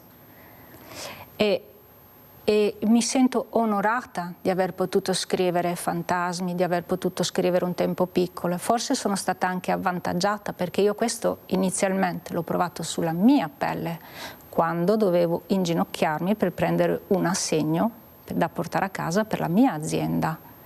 Sono passati tanti anni, ma non ho dimenticato nessuna data e niente di quello che ho fatto, giusto, sbagliato, l'ho pagato caro, senza dubbio. Però mi ha permesso di guardare oltre quello che c'è al rossetto che una persona mette o al fondotinta, perché siamo molto brave a nascondere quello che veramente proviamo nel cuore, senza nulla togliere ai papà, agli uomini, alla parte maschile. Questa maschera? Questa maschera che mettiamo ogni mattina. E quando che usciamo di casa? Immancabilmente nascondiamo sul cuscino o la laviamo via piangendo sotto la doccia, e poi quando esci il rossore degli occhi è sto shampoo che insomma mi fa diventare matta. Oscar, cosa dici di questa veramente di questa esplosione anche di sincerità che ha fatto Serenella Antoniazzi? Gli do perfettamente ragione, mi sembra che di ricordare il Pirandello che aveva appunto questa politica delle facce, una, 100, nessuna faccia. Sì, concordo pienamente, purtroppo come la società come dire, è deviata. Anche nel discorso che tu hai detto che c'è qualche signora che tiene in faccia, che fa notare, ma perché quell'altra signora che poverina ha il trucco, cioè ha tempo da perdere questa, cioè, quanto tempo da perdere che ha, non ha niente da fare a casa e per venire a criticare, mi va le critiche è una roba spazio-temporale che mi si sì, ma è giusto anche dirle, hai capito, perché non bisogna mettere sempre la polvere sotto il tappeto, bisogna dire quello che succede. Leone da Trebesele, che poi continuiamo, vai Leone. Ragazzi, saluto io. Allora abbiamo questa maschera che dobbiamo mettere addosso ogni giorno quando usciamo, come ci comportiamo. Papa Francesco diceva: se uno va in chiesa e poi dice male degli altri, può fare a meno di andare in chiesa, deve stare a casa, deve fare qualcos'altro invece di andare in chiesa. Poi io ho un'altra cosa da chiedere alla scrittrice, perché io sto cercando uno scrittore. Allora, io, siccome abbiamo visto un libro che faceva vedere Venezia sott'acqua, allora io vorrei suggerire che nonostante i ghiacciai si sciolgono, si può rimanere benissimo all'asciutto. Basterebbe che in questo pianeta, invece che abbiamo più acqua che terra, abbiamo 1 miliardo di persone che soffre di fame e di sete, perché non abbiamo abbastanza acqua per noi. Allora io vorrei suggerire che noi potremmo togliere l'acqua dal mare. Siccome abbiamo questa energia, questa intelligenza artificiale, di adoperarla per qualcosa di utile, di quantificare quanta acqua viene sciolta dai ghiacciai, e così noi sappiamo quanta acqua possiamo togliere dagli oceani, così possiamo rimanere bene all'asciutto, perché oltre a portare acqua a quel miliardo di persone che soffre di fame e di sete, si potrebbe riempire il Mar Morto, riempire il Mar Caspio, ci sono molti laghi, fermare la desertificazione. Allora avrei bisogno di uno scrittore che scrivesse tutto questo e facesse un libro. Lo può fare lei. Ciao Mirella, grazie. Grazie Leone, ma hai capito perché non fanno questo, Leone? Perché hanno dei sottosuoli ricchissimi. Non a caso dico sempre che Trump la prima cosa che ha chiesto a Zelensky ha detto voglio le terre rare. Cioè capisci che sono terre rare, che se fanno quello che dici tu non riescono più a estrarre quello che a loro interessa, che sono questi minerali fantastici che hanno la fortuna di avere, il popolo muore di fame. Allora Serenella, come rispondi al nostro Leone da Tre Baseleghe? È un discorso molto grande, non saprei come poterlo aiutare. Mi trovo impreparata su questa domanda, sinceramente. Trovo che siano tantissime le iniziative per salvare il pianeta. Poi le dirò, poco tempo fa sono stata su una città fuori dall'Italia, c'era la raccolta differenziata, quindi tutti i bidoni colorati, e alla mattina alle 5:30 è passato il camion e ha raccolto tutto insieme.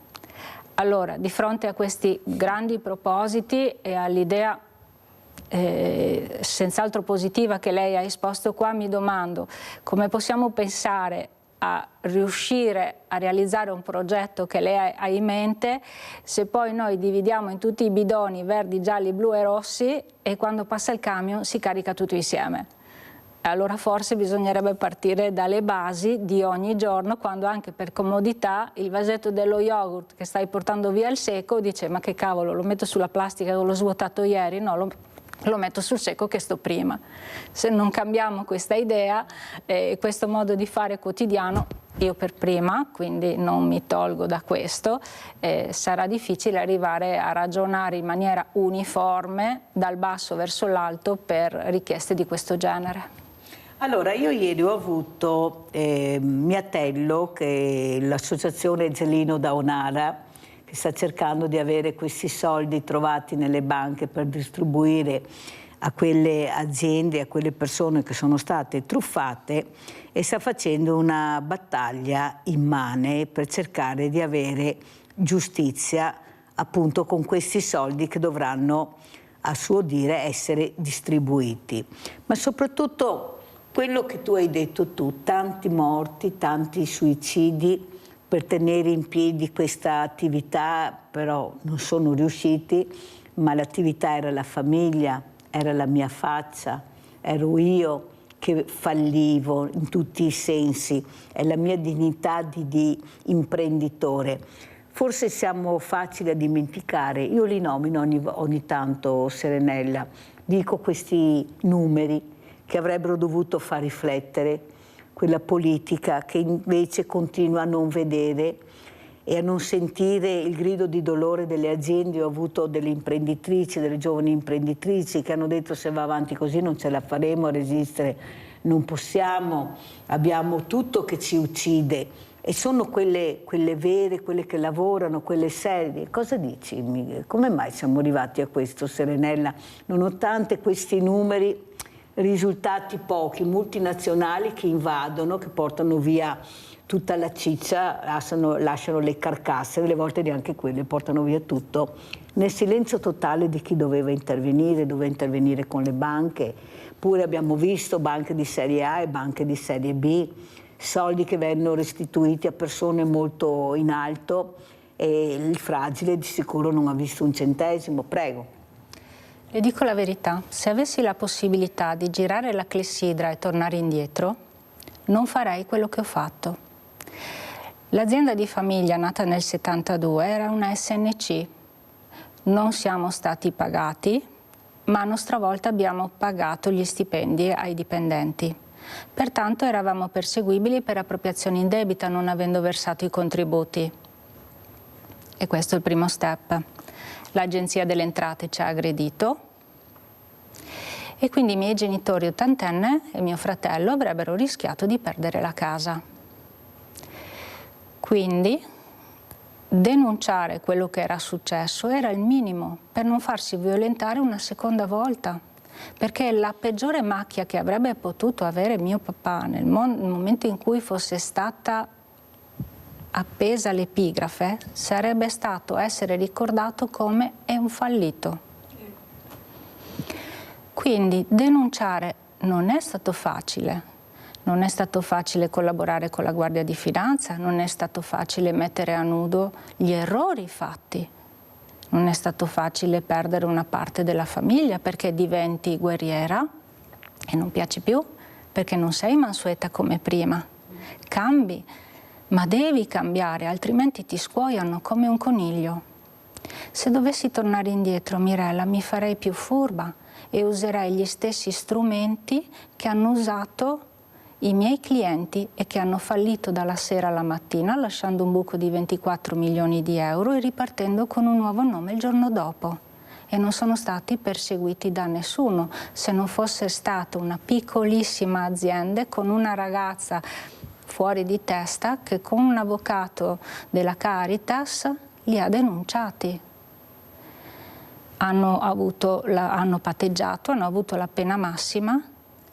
E Io non voglio fallire è riuscito a sensibilizzare la commissione Rodolph, che in quel momento stava studiando e analizzando gli effetti collaterali dei fallimenti di terzi verso le piccole aziende, e grazie al giudice Roberto Fontana, fallimentare, che ha lasciato l'intervista a fine libro, è stato usato come strumento. Credo di essere una delle poche persone che abbia goduto di un'unione fra i colori politici dell'epoca che abbiano firmato il Fondo Vittime Mancati Pagamenti senza ostacolarlo, ed era il 16 dicembre 2015. Il libro è uscito il 19 dicembre 2015.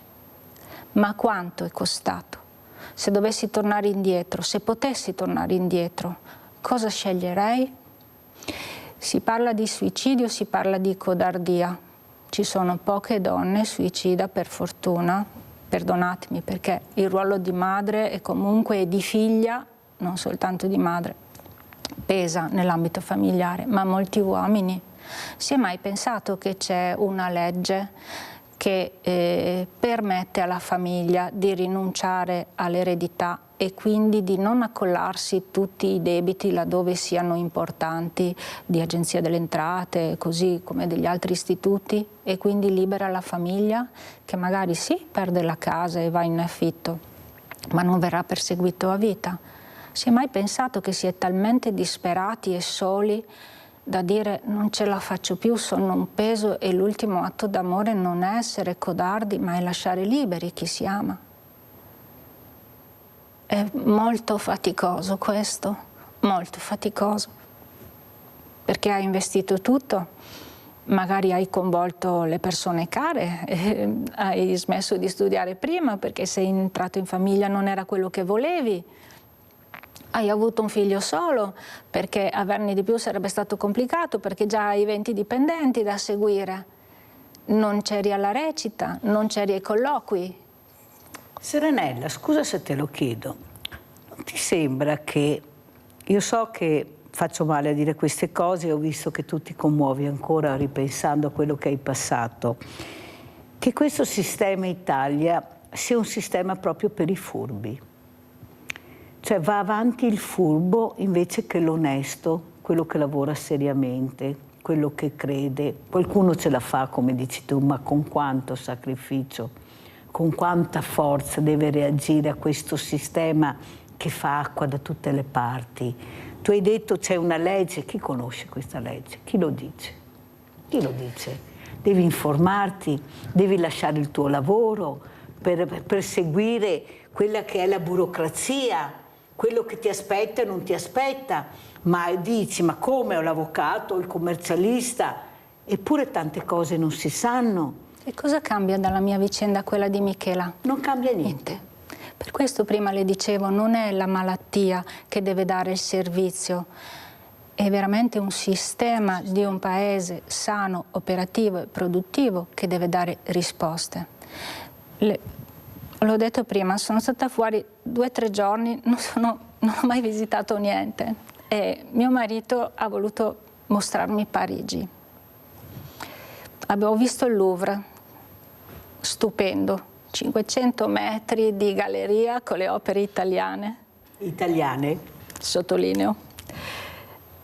Una città bellissima, chiese stupende, quadri meravigliosi, italiani la maggior parte, ma nonostante ciò io trovo che come l'Italia non ci sia nessuno. Sono d'accordo.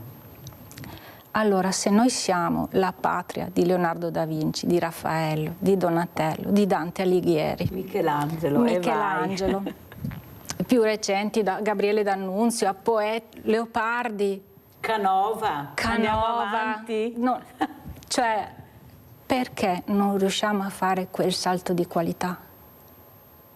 Perché siamo veramente un'eccellenza a 360 gradi.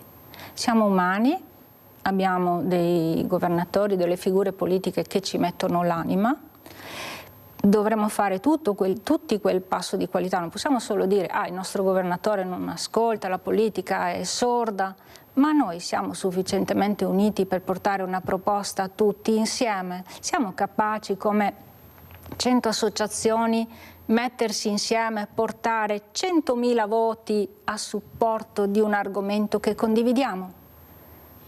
E non riusciamo a farlo perché, vedi, tu hai detto la politica non sembra, no, io dico è colpa della politica perché la politica è riuscita a dividerci, è riuscita a mettere l'uno contro l'altro, il povero contro il povero, è riuscita a non farci conoscere tra di noi, mettendo una burocrazia che ho detto prima, il volontario gira col commercialista e paga. Dopo la pandemia, con quello che abbiamo passato, quello che abbiamo dato, perché eravamo noi che andavamo nelle case ad aiutare le persone, a portare la borsa della spesa, a portare le medicine, a vedere come vivevano, di cosa avevano bisogno, rischiando la nostra pelle, eravamo noi. Ti sembra che questo sia il riconoscimento che abbiamo avuto? Che cambiamo continuamente sigla, ma non riusciamo a capire perché? Ti sembra che forse la politica ha capito il valore del volontariato? Tu salvi la politica, io non la salvo assolutamente. Il valore del bravi, i sindaci che dicono se non avessi le Proloco, se non avessi il volontariato, ma neanche loro non sono ascoltati. Sono quelli con la patata bollenti, i sindaci, con meno risorse di tutte, eppure sono quelli che devono dare le risposte. E gli altri dove sono? Ti sembra normale che la reversibilità loro se la sono tenuta in terra e a tutti noi ce l'hanno tagliata? Sembra normale andare in pensione con 15 anni di politica e hai la pensione, noi dobbiamo farne 42? E allora la politica io non la salvo, Serenella, proprio non la salvo. No. Sentiamo Oscar, anche tu dimmi cosa ne pensi. Mirella, do finalmente ragione a te. La politica ci ha diviso, come ho detto prima, noi genitori non abbiamo le idee ben chiare e io per avere tutto quello, passatemi il termine, tutto quello che ho dovevo studiare fino alle 2 di notte perché nessuno mi ha detto che diritti aveva mio figlio, mi dovevo scoprire io, ok? E chiedo qualcosa, io spesso e volentieri scrivo in regione, ho scritto anche a dei politici qua della zona, regionali, e non ho avuto risposte, ok? Loro hanno i suoi interessi, noi popolo siamo dei plebei, ok? A noi non gli interessa dei altri, a noi interessa solo che paghiamo i loro stipendi, le loro auto e via discorrendo. Del popolo non gli interessa niente, che sia da destra e sinistra è indifferente, destra e sinistra non. Questo è il discorso. Anche la Serenella, là è un problema politico. Se la politica si mette d'accordo e fa delle normative con testa, sta pur sicuro che roba gireria anche un po' meglio forse. Mi non vorrei portare l'esempio anche di altri paesi europei, portare in paragone la Francia. Io ho mia cognata, che è francese, che è messicana, ha sposato un francese e ha un figlio, che passa tutto. Gli passano tutto e deve fare nuoto, gli pagano il trasporto per andare a nuoto, deve andare a calcio, gli pagano, lo Stato, gli paga la tuta, il pallone e quant'altro, e va in gita e gli pagai. Il supporto alla famiglia è molto più forte che non qua. Qua abbiamo delle leggi, il problema qua anche qual è? Che abbiamo delle leggi, io parlo in ambito comunque disabilità, ma immagino che sia anche nel resto del comparto. Ci sono le normative che non sono ottemperate. E perché? Perché i politici e chi sta a capo va ben cosita. Ma stiamo scherzando o cosa? Poi succede quello che succede alla Serenella, a me, che siamo praticamente un giorno sì, un giorno sì, dall'avvocato per far rispettare i diritti di nostro figlio. Perché? Perché c'è il politico di turno o il direttore che, essendo sopra, ha il manico dalla parte ha il coltello dalla parte del manico, che dice no, porca miseria, ma avuto dime, no, non va bene. Qua è un problema che la politica non interessa niente del cittadino, al cittadino. Ma adesso ritorno, come ti ho detto il discorso di prima, io ho scritto in regione. Perché non mi risponde in regione? Perché sono un singolo, non sono un'associazione? Cosa? No, vorrei capire questo, perché quando gli vai in giro a fare i comizi, che bello, sì, che è l'associazione di qua, la cooperativa di là, però quando che io come privato cittadino e singolo gli scrivo per portare il mio problema, che è un problema enorme, visto che non viene ottemperata la normativa e che porto anche in calce, ecco, questo è silenzio assoluto. Ma come me io conosco, e ben tu sai, altri genitori che fanno le stesse cose e che stranamente si gira dall'altra parte e non gli risponde. Ma ecco. Molto chiaro. Oscar, come ci saluti? Con quale messaggio vuoi lasciarci?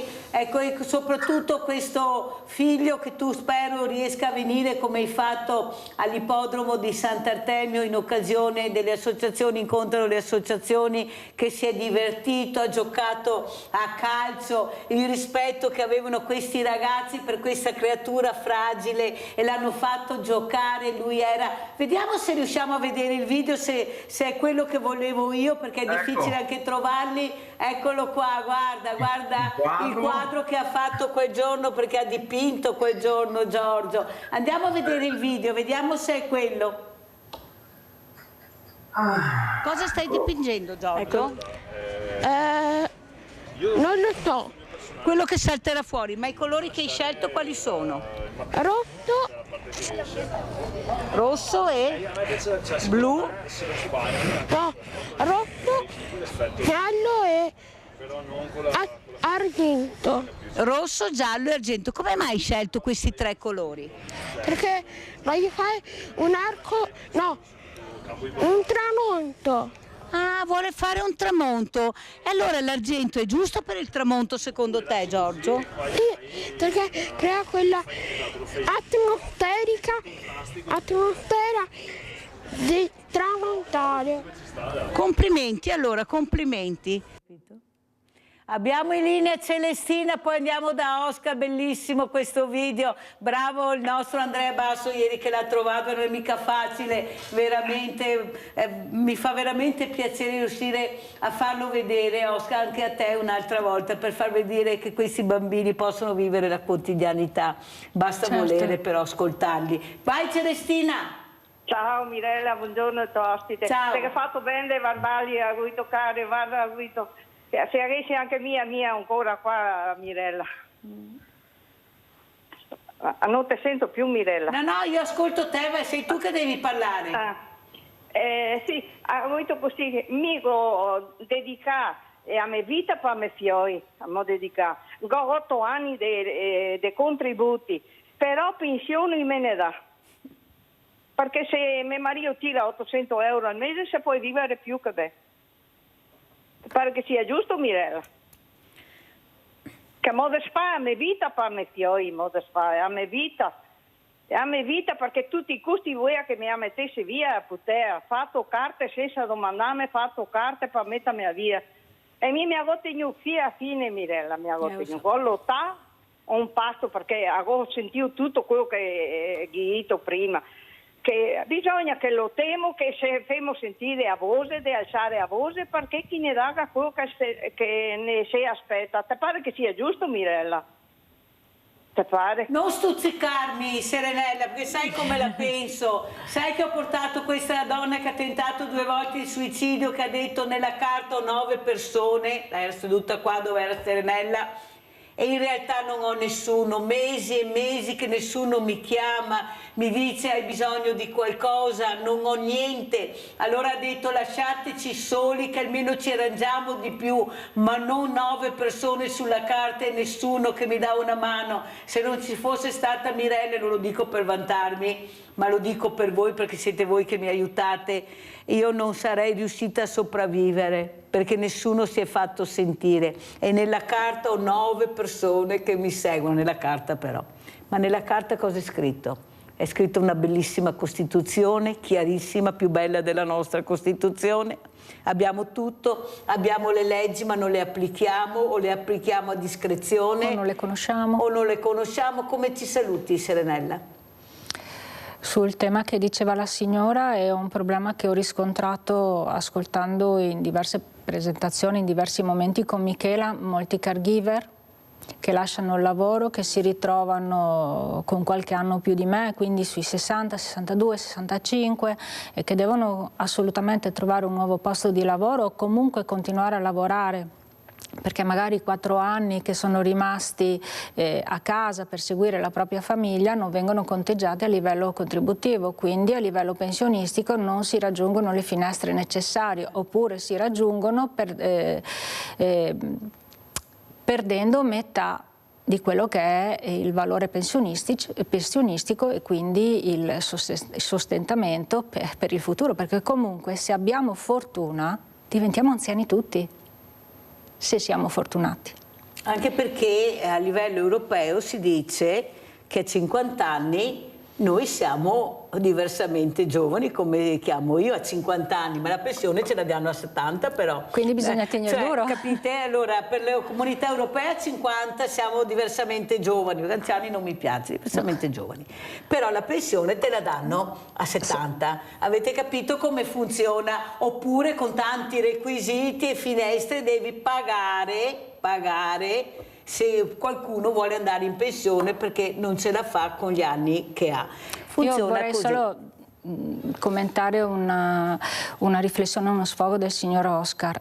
Noi le abbiamo votate queste persone che sono andate al potere, che sono andate in posizioni che possono decidere per noi.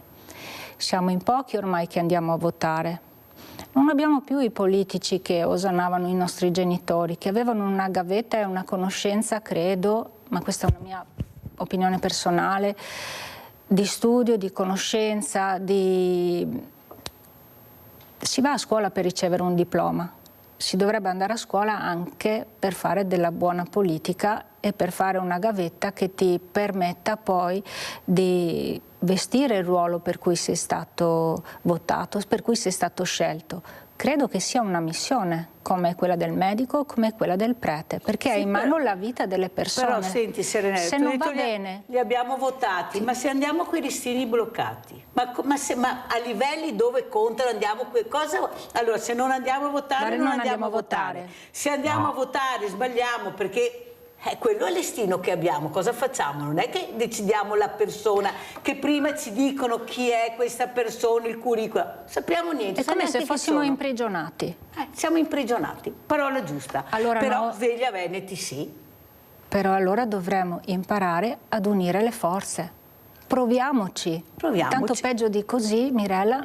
Guarda, io sto cercando di farlo con le nuove associazioni, quelle non ascoltate, che non appartengono a questi tavoli, perché politicamente se non sei veramente nel cerchio magico non siedi a certi tavoli, siedono i soliti noti, questa è la verità, tu non conti niente, anche se puoi essere la più brava, ma se non fai parte del cerchio magico, ai tavoli importanti, tu non siedi, ti eliminano. O sbaglio? Giorgio, salutaci.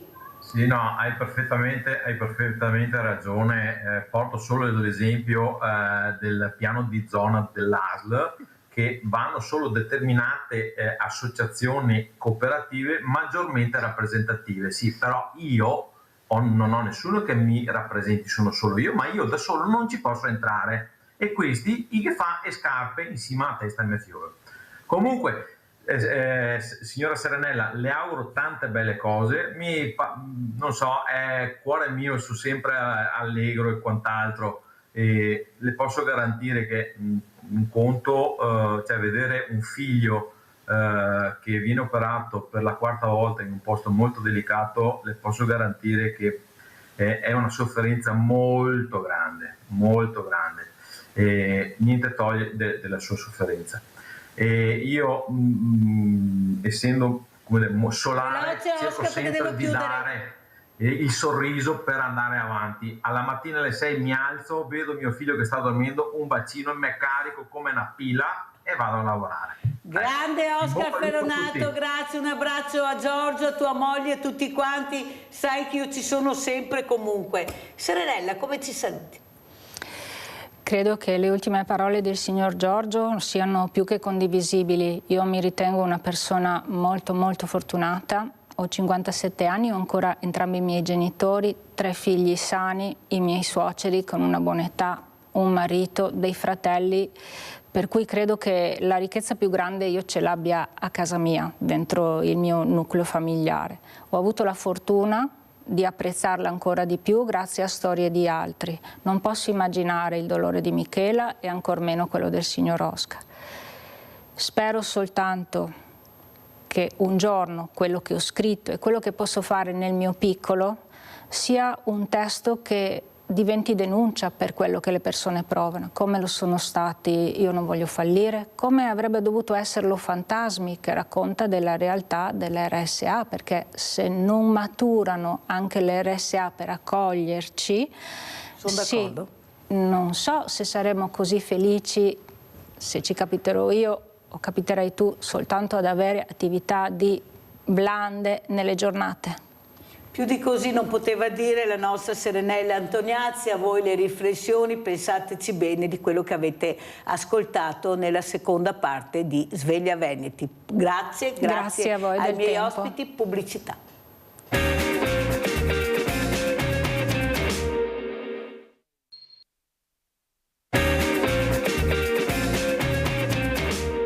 Guerriere questa mattina, adesso ve le presento subito. Abbiamo in presenza Claudia Piasentin, presidente Associazione Italiana di Sclerosi Multipla di Treviso, assieme a Annalisa Todoberto, vicepresidente Associazione Italiana di Sclerosi Multipla. Allora noi sentiremo questa malattia, questa patologia che forse tanti non riescono a capire cos'è, perché si parla, ma dobbiamo andare nello specifico, capire di quello che si parla e chi sono queste associazioni che io vi porto per farvi capire l'importanza del mondo del volontariato. Allora partirei proprio con Claudia Piasentin. Claudia, allora quando è nata questa associazione? Chi siete? Cosa fate? In quanti siete? Prego. Prego, intanto vi ringrazio, buongiorno a tutti, buongiorno Mirella, grazie per l'invito da parte di Rete Veneta, da parte di Mirella per oggi. Oggi per noi è importante perché arriviamo a parlare della nostra associazione in un mese particolare e poi vi racconteremo perché. Noi siamo nati a Treviso come sezione 40 anni fa. Pensate. 40 anni fa, mentre l'Associazione Italiana Sclerosi Multipla nasce 57 anni fa. Ecco, l'associazione è composta di 98 sezioni provinciali.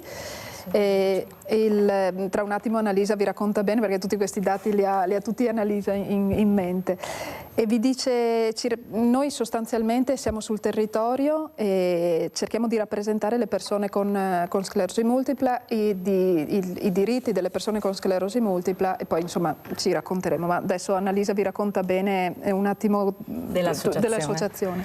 Sì, AISM è una delle più importante associazione che rappresenta, anzi l'associazione che rappresenta le persone con sclerosi multipla, nasce a Genova per il volere di alcuni familiari di persone con sclerosi multipla, proprio per far conoscere la patologia, far conoscere i problemi e soprattutto i diritti delle persone. Nel tempo poi, dopo la sede nazionale che è a Genova, appunto come diceva Claudia, sono 98 le sezioni provinciali, abbiamo le sedi regionali e tanti gruppi operativi e tanti volontari. Perché comunque... Meno male che siete un'associazione un'associazione che ha tanti volontari. Sempre pochi, comunque meno male, almeno questo andiamo in positivo questa mattina. Siamo tanti ma siamo pochi. Vabbè, comunque pochi. Il tanti fa bene sperare. Sì. E nasce proprio per rappresentare le persone con sclerosi multipla, i loro diritti, le loro problematiche, portare ai tavoli anche del governo e ha fatto tanta strada. Diciamo che i pilastri sono... Diciamo che AISM si basa su 3 pilastri, che sono le persone, i diritti e la ricerca. La ricerca è fondamentale per AISM e per le persone con sclerosi multipla perché dobbiamo, per capire la cura, per sconfiggere la sclerosi multipla dobbiamo capirne anche le cause. Negli anni io e Claudia siamo persone con sclerosi multipla da tanti anni e in questi anni abbiamo visto proprio il cambiare della patologia, l'approccio alla patologia, da nessun farmaco fino a metà degli anni 90 a un farmaco che era l'interferone che sia Claudia che io abbiamo fatto, molto impattante anche sulla vita quotidiana delle persone, a 2 farmaci, adesso siamo a 20. E attenzione però, i farmaci per la sclerosi multipla non servono per guarire, servono per rallentarne il decorso, per fare in modo che una disabilità non arrivi o arrivi il più tardi possibile. Però adesso abbiamo proprio queste possibilità, queste armi che prima non avevamo. Quindi è cambiato, noi insomma, Mirella ci hai visto, non diresti mai. Ho visto anche Claudia che ha abbassato gli occhi, che ha vissuto quello che sta dicendo Annalisa. Sì, e ho visto che hai perso il sorriso perché tu sai cosa sta dicendo Annalisa, tu hai provato quello che dice Annalisa, sperando che arrivino, Claudia, che arrivino questi farmaci. No, perché li ho provati tutti. Li ho passati tutti i farmaci, ecco, ma perché ha avuto una tipologia di decorso diversa dagli altri, insomma nessuno di noi ha un decorso uguale all'altro, per quanto la malattia sia sempre sclerosi multipla, i farmaci siano quelli, però il decorso e la storia è veramente soggettivo perfettamente soggettivo, quindi pensando, sì, è stata l'occasione per ripensare un po' a tutti i farmaci fatti. Ti ho visto. Allora andiamo a vedere anche questo spot, scusate ma devo correre perché il tempo è tiranno, però andiamo a vedere questo spot che parla proprio di sclerosi multipla. Andiamo a vedere. Di fronte alle sfide della vita non è importante solo vincere, ma non smettere mai di combattere. Contro la sclerosi multipla ogni traguardo raggiunto è una conquista. AISM è con le persone che lottano ogni giorno per garantire i diritti, per moltiplicare i successi della ricerca, per dare a tutti la possibilità e la forza di scegliere, di condividere le proprie emozioni, i propri sogni, le proprie storie e per raggiungere nuovi, incredibili traguardi. Associazione Italiana Sclerosi Multipla. Insieme, una conquista dopo l'altra. Il braccio come un pezzo di ghiaccio, la lingua intrecciata, la testa in fiamme, la stanchezza che costringe a stare a letto, aghi che pungono dalla vita in giù, la memoria che svanisce facendo sentire la persona come un albero in balia del vento. Sono alcuni dei sintomi invalidanti della sclerosi multipla, malattia neurologica dai sintomi invisibili che vengono colti e ritratti in 10 pannelli riferiti a 10 storie, in un'esposizione ospitata alla Loggia del Capitaniato, volta a sensibilizzare sul tema e sui numeri. Solo nel Vicentino si contano circa 2000 persone malate di SM. La sclerosi multipla ci sono circa 140.000 casi in Italia, una diagnosi ogni 3 ore purtroppo. Il valore è sempre, intanto è molto femminile, colpisce più le donne che gli uomini, la statistica dice 2-1, cioè 2 donne, 1 uomo, fascia d'età dai 20 ai 40 anni circa, anche se la ricerca ci ha fatto riconoscere che ci sono già dei numeri del 5% con la sclerosi multipla pediatrica. Immagini che hanno l'obiettivo di svelare e comunicare gli stati d'animo appunto nascosti di chi soffre della malattia. Per far capire alle persone l'importanza che ha avvicinarsi al nostro mondo perché per sorreggerci, aiutarci a combattere per la ricerca e per trovare una cura per la sclerosi multipla, perché una cura non c'è. Ci sono molte terapie che rallentano la patologia, ma non ci sono cure, cioè, il mondo libero dalla sclerosi multipla per noi è ancora un sogno. E il 30 maggio, in occasione della giornata mondiale della sclerosi multipla, la loggia del Capitaniato sarà illuminata di rosso. Allora, iniziamo con Claudia. Allora, come commentiamo questo servizio? 30 maggio, giornata importantissima, prego. Sì, proprio nell'ambito della settimana nazionale della sclerosi multipla, che è dal 25 maggio al 2 giugno, abbiamo la giornata mondiale della sclerosi multipla, che è il 30 maggio. In questa giornata la consuetudine è un modo per ricordarci che è una malattia che colpisce 3 persone all'ora in Italia, ecco. Abbiamo l'abitudine è quella di far illuminare i palazzi e i luoghi di interesse di rosso, e quindi abbiamo questi palazzi illuminati di rosso. Che bello, il colore che piace alla Mirella. Ecco, lo sospettavo. Sì, ecco, io adoro questo colore rosso. Sì, abbiamo tutti i palazzi a Roma, piuttosto che nelle nostre città noi sensibilizziamo i comuni, i comuni della provincia, affinché proprio illuminino i palazzi. Il 30 maggio allora cosa vedremo qui a Treviso e provincia? Allora, i palazzi sicuramente, quindi se vedete il palazzo illuminato di rosso... Che palazzi ad esempio? Allora, non sappiamo ancora il comune di Treviso cosa metterà a disposizione. Cosa metterà a disposizione? L'anno scorso l'anno scorso hanno aderito oltre 25 comuni della provincia di Treviso. Treviso l'anno scorso per qualche problema non aveva aderito, però tanti comuni hanno aderito, ecco, illuminano un luogo di interesse, sì. Ecco, e comunque Conegliano posso dire... di illuminare, io vi do i numeri diretti dei sindaci. Sì, certo. Dite pure che abbiamo dato io, abbiamo inviato... si illuminano, sì. Vedete che si illuminano. No, perché penso veramente che sia una cosa utilissima a tutti, una cosa che fa capire... Ecco, in una giornata puoi far capire che ci sono dei punti di riferimento non facili da sapere e da scoprire. Ecco, noi scenderemo proprio in piazza il primo giugno, grazie, pomeriggio, siamo in Piazzetta Aldomoro a Treviso, proprio per sensibilizzare la cittadinanza e dire che un'associazione c'è, dire ci siamo, è una malattia di cui non dobbiamo spaventarci, è una malattia che esiste, dobbiamo cominciare a prendere i connotati della malattia, perché effettivamente si pensa solo alla sclerosi multipla, si pensa all'associazione individuo carrozzina.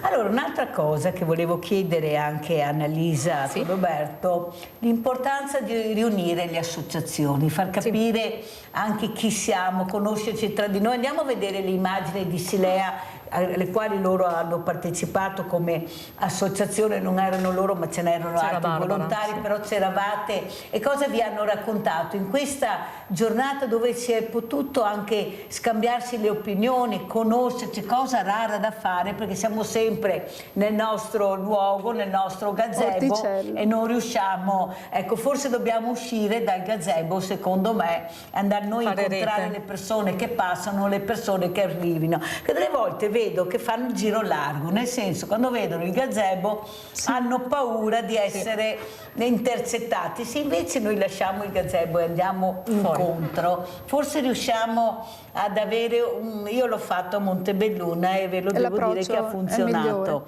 ecco, nel momento che tu guardi la persona veramente vicina è diverso da mettersi dietro il gazebo e offrire magari il volantino, spiegare, ecco, io ho scoperto questo e l'ho detto anche quel giorno, dobbiamo andare dall'altra parte del gazebo, ecco, questo è il messaggio. Cosa ne pensi, Annalisa? No, sicuramente, ecco, non dobbiamo aver paura dell'associazione. Qui faccio poi un appello, se così lo vogliamo pensare, alle persone con sclerosi multipla. Pensiamo che nella provincia di Treviso sono 2000 circa. Eccolo qua, guardate che vi stiamo anche vedendo. Sì, sono circa 2000 le persone con sclerosi multipla, ma che l'associazione conosce o ha sono ben pochi, nel senso che molto spesso la persona ha paura di avvicinarsi all'associazione perché ha paura di essere etichettato, invece l'associazione deve essere un'opportunità, l'associazione non è il presidente e il vicepresidente, l'associazione siamo tutti noi possiamo dare il nostro contributo per favorire i diritti, per favorire la ricerca. Più siamo, più contiamo. Quindi anche fare rete con le altre associazioni è importante, lo facciamo nei vari eventi che possiamo, nei comuni, nelle feste di volontariato, queste cose qua. Ma la gente, molto spesso, Mirella, quando una persona ci chiama, magari una neodiagnosticata giovane, perché facciamo al suo esordio in età molto giovane, tra i 20 e i 40 anni, come diceva prima Sonia di Vicenza, magari mi dicono sì, una chiacchierata, ma non voglio venire in associazione. Allora magari si fa la chiacchierata di fronte a un caffè e ci si confronta, no? Perché c'è questa paura di vedere... Io posso portare la mia esperienza quando sono entrata in AISM. Certo. Io sono entrata in AISM dopo la diagnosi di sclerosi multipla, ho cercato l'associazione, però ho fatto solo volontariato così ai banchetti, alle raccolte fondi. Quando sono entrata in sezione, la prima volta, e si parla del 2012, quindi abbastanza anni fa, io volevo scappare. Io volevo scappare perché mi sono ritrovata di fronte persone con una disabilità importante anche, con anni di malattia, con disabilità importante, parliamo di 12 anni fa, che non è come adesso, e è stato un po' un pugno nello stomaco, no? Perché ho detto, quella potrebbe essere la mia situazione un domani. Però sono state queste persone a darmi la forza. Sono state queste persone con il loro sorriso, con la loro prendersi in giro, con la loro voglia, anzi quasi forse hanno visto la mia difficoltà. E da quel giorno io sono entrata in associazione, ho trovato una seconda famiglia, ho trovato gli amici, che può essere Claudia, può essere Barbara, tutti quelli, ho trovato anche il compagno che è oggi il mio compagno, insomma la persona che è oggi il mio compagno, e ho trovato una forza proprio, ho visto un cambiamento con l'approccio con la malattia, ho capito che siamo in tanti e che noi non siamo la sclerosi multipla, abbiamo la sclerosi multipla ma non siamo la sclerosi multipla e possiamo vivere una vita a pieno, è questo che vuole fare AISM, far capire alle persone che dobbiamo vivere a pieno la nostra vita, abbiamo il diritto di avere tutte le cose, soprattutto il diritto alla salute, ma il diritto alla ricerca, il diritto al lavoro, il diritto all'inclusione, il diritto all'autodeterminazione, parole importanti.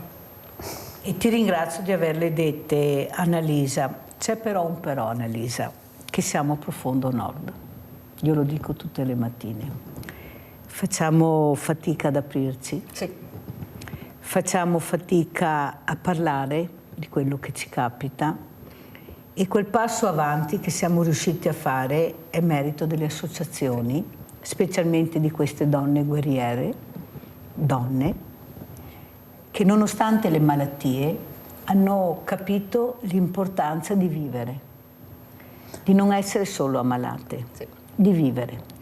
E a queste donne io darei dei premi enormi, li sopporterei perché sono loro che hanno portato avanti anche la ricerca con le loro raccolte, con la loro comunicazione.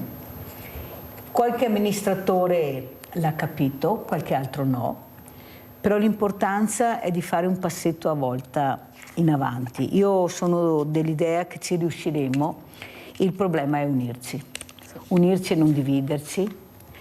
Purtroppo la politica è riuscita a rientrare nel mondo del volontariato, sbagliando, doveva starne completamente fuori, doveva supportare in maniera diversa ma non entrare nel mondo del volontariato, perché abbiamo fatto dei passi indietro. Abbiamo i campanili, quelli più alti, però abbiamo quelle piccole chiesette che lavorano quotidianamente con questi volontari diversamente giovani che hanno 1000 problemi eppure vivono e stanno cercando di dare aiuto a quelli che non ce l'hanno.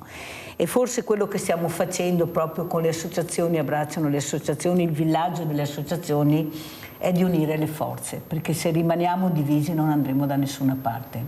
Prima o dopo chiuderemo porta e portone. E invece se uniamo le forze e facciamo capire che ci siamo, ecco, forse è questo che ci manca. Dobbiamo veramente unirci e soprattutto cercare di coinvolgere i giovani. Io veramente il messaggio che cerco di dare, Claudia, coinvolgere i giovani. Sì. Dobbiamo andarli a prendere in qualche maniera, buoni, cattivi, belli, brutti, ma dobbiamo andarli a prendere. Ci siamo, non vuol dire etichettare nessuno, come diceva Annalisa, vuol dire semplicemente, e lo avvertiamo da parte di qualche giovane, della necessità proprio di fare qualcosa per il prossimo, no? Si comincia normalmente dai banchetti, dalle raccolte fondi, che è un po' la porta d'accesso, e poi si viene a contatto con quelle che sono le necessità della sezione, e si trova degli amici, si trova un nucleo, ma non vuol dire necessariamente far parte di una casta, di una schiera di persone, assolutamente. È una situazione molto libera, aperta. Vengo quando ho voglia, vado via quando mi va, e quindi si cerca di creare questo tipo di situazione. I giovani sono manna per noi, perché innanzitutto è un approccio diverso alla malattia. Il giovane non vive, non ha un passato come le persone che hanno qualche anno in più, e quindi rispetto alla malattia è molto più libero, e quindi la affronta in modo molto più limpido, no? Anche con più ottimismo, assolutamente, diciamo. Assolutamente. Io vedo anche i bambini delle volte, quando se voi andate in pediatria ci sono veramente delle realtà già a toccare con mano, loro non si sentono ammalati, tu li guardi e dici ma quello come non può essere che ha tutto quel male addosso, perché loro giocano, hanno 40 di febbre e ancora sono là che cercano veramente di giocare. Capite che forse dobbiamo prendere per mano questi giovani. Cosa avete portato, Annalisa? Cos'è Abbiamo portato i nostri tre documenti, che sono allora l'agenda della sclerosi multipla, l'agenda 2025. Alzala che così la vediamo bene. Eccola qua. Bravissima. Sono che l'agenda è un po' il nostro percorso, no? Il nostro scopo, i nostri obiettivi, e quindi ogni anno c'è questa agenda. Adesso stiamo già lavorando all'agenda 25-30, quindi è la nostra missione. Questo è quello che noi vogliamo portare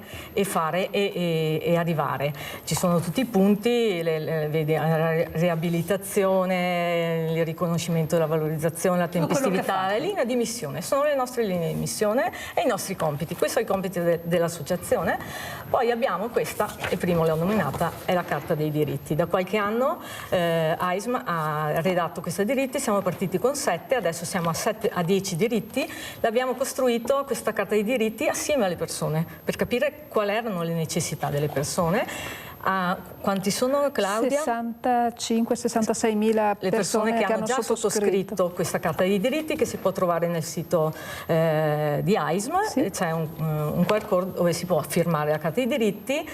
Abbiamo portata in diversi comuni della provincia, diversi sindaci della provincia di Treviso l'hanno già firmata, qualcuno l'ha già portata e approvata in consiglio comunale. Quindi il libro? E questo qua, il barometro. Questo AISM lo fa ogni anno, e possiamo definirlo una fotografia della sclerosi multipla. È fatto in collaborazione con i centri clinici, quindi qui c'è tutta la storia, tutti i numeri, quanti siamo, cosa facciamo, i farmaci. Questo è quello, poi un sunto di quello che ogni anno veramente che avete messo nero su bianco, sì, Annalisa, nero su bianco. Tutto quanto nero su bianco. AISM, la trasparenza è il suo primo, cioè anche tutti come dire, tutto è visibile, chiunque può vedere anche i... E questa cos'è? Ha una piccola agenda. È un'agenda di Claudia. No, una piccola agenda. No, niente che non ci dimentichiamo qualcosa, no, tutto bene. Arriva sempre da AISM, però sì, falla vedere perché è bella, dai. Sì, anche il... Qui è rosso su nero, c'è sempre rosso che piace alla Mirella. Sì, c'è rosso, sì, ecco, una piccola agenda. Cosa c'è scritto qui? Guardate. Qui c'è scritto: è per questo che vale la pena vivere, per sfidare lo stato ovvio delle cose con cervello, cuore e fiato. Avete capito che bello? Io l'avevo visto che c'era qualcos'altro. Ecco, l'occhio lungo, anche se ci vedo poco, ma occhio lungo a volte. Claudia, come ci saluti? Ormai il tempo è terminato. Cosa vuoi dire? È volato, hai visto che è volato? Allora, rinnovo il ringraziamento, davvero per noi è un piacere essere qui, e spero non sia la prima volta con voi. Ecco, spero ce ne siano di altri, di eventi, di occasioni di questo tipo. Vogliamo dire che siamo persone come tutti gli altri, che è una malattia al momento dalla quale non si può guarire, ma è una malattia con la quale si può convivere, è solo una vita che va un po' ritarata. Prima Mirella mi ha visto con i tacchi, lì si porta i tacchi senza problemi, non vuol dire magari poi avere un po' di male, ma insomma si fa, le cose le si riesce a fare lo stesso. Vorrei dire alle persone quanto importante sia, quando magari venite alle raccolte fondi di Gardensia, di Mela, quella di marzo, quella di ottobre, quanto importante sia avvicinarsi e dire se volete vi do una mano, ecco questo, e soprattutto alle persone, anche i neodiagnosticati, non abbiate paura, venite e trovate una persona che vi offre un caffè, una persona con cui parlare. Dove siete di preciso? Sì, la nostra sede è in via Antonio Scarpa numero 9 a Treviso, presso i locali ospedali del Cafoncello, il padiglione F, e poi saremo anche in cerca, se possiamo usare il canale, di una sede un po' più ampia, ecco, quindi perché ci stiamo allargando, perciò abbiamo bisogno di una sede più grande. Avremo bisogno di una sede più grande. I nostri servizi sul territorio sono diversi, faccio solo un piccolo excursus rapido prima se c'è un minuto. Ecco, noi come servizi sul territorio abbiamo, a parte l'assistenza e la consulenza fiscale se serve, insomma, perché abbiamo tanti dettaglietti che fanno a corollario della nostra vita, ecco. Abbiamo il supporto psicologico, ci abbiamo tenuto molto a questo aspetto, e quindi abbiamo delle psicologhe che danno questo servizio ai soci e ai familiari. Non dimentichiamo, cosa non da poco. Non dimentichiamo, ecco. Abbiamo l'attività fisica adattata che abbiamo fatto partire quest'anno, quindi abbiamo 2 palestre, una a Preganziolo e una a Pieve di Soligo, per l'attività fisica in acqua e attività fisica adattata e di benessere in acqua e a terra, quindi ginnastica posturale, di coordinazione, di equilibrio, ecco. E a Treviso non ce l'avete? A Preganzioli, Sì, però a ma Treviso proprio... no. Allora ecco, vi faccio conoscere una persona meravigliosa che ha fatto parte quel giorno a Silea, che ha una palestra. Bene. È un ragazzo meraviglioso, Sì. Perciò io vi darò il nome e il cognome, andrete a visitarlo. Noi diamo questo servizio perché ecco, io sono convinta che dobbiamo perché unire le noi forze. abbiamo capito che la fisioterapia per noi è fondamentale.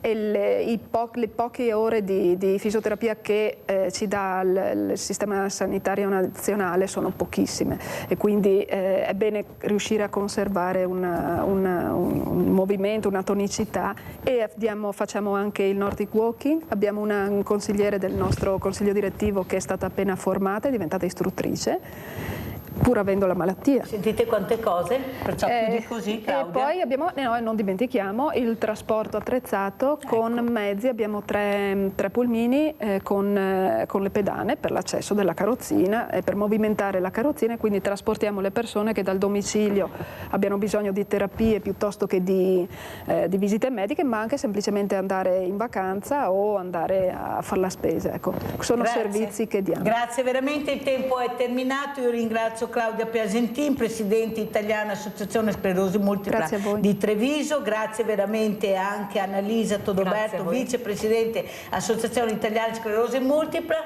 Grazie anche a voi, e adesso ci lasciamo con una musica molto bella che veramente ricorda anche, mi fa ricordare la giornata del fumetto che abbiamo fatto, perché l'hanno ideata proprio loro, questi ragazzi meravigliosi, con le immagini di Silea. Perciò vedete quante cose riesce a fare anche Cestaro, anche per far capire di unire le forze e di andare avanti come associazioni. Grazie ai miei ospiti, Grazie a voi. E noi ci vedremo lunedì.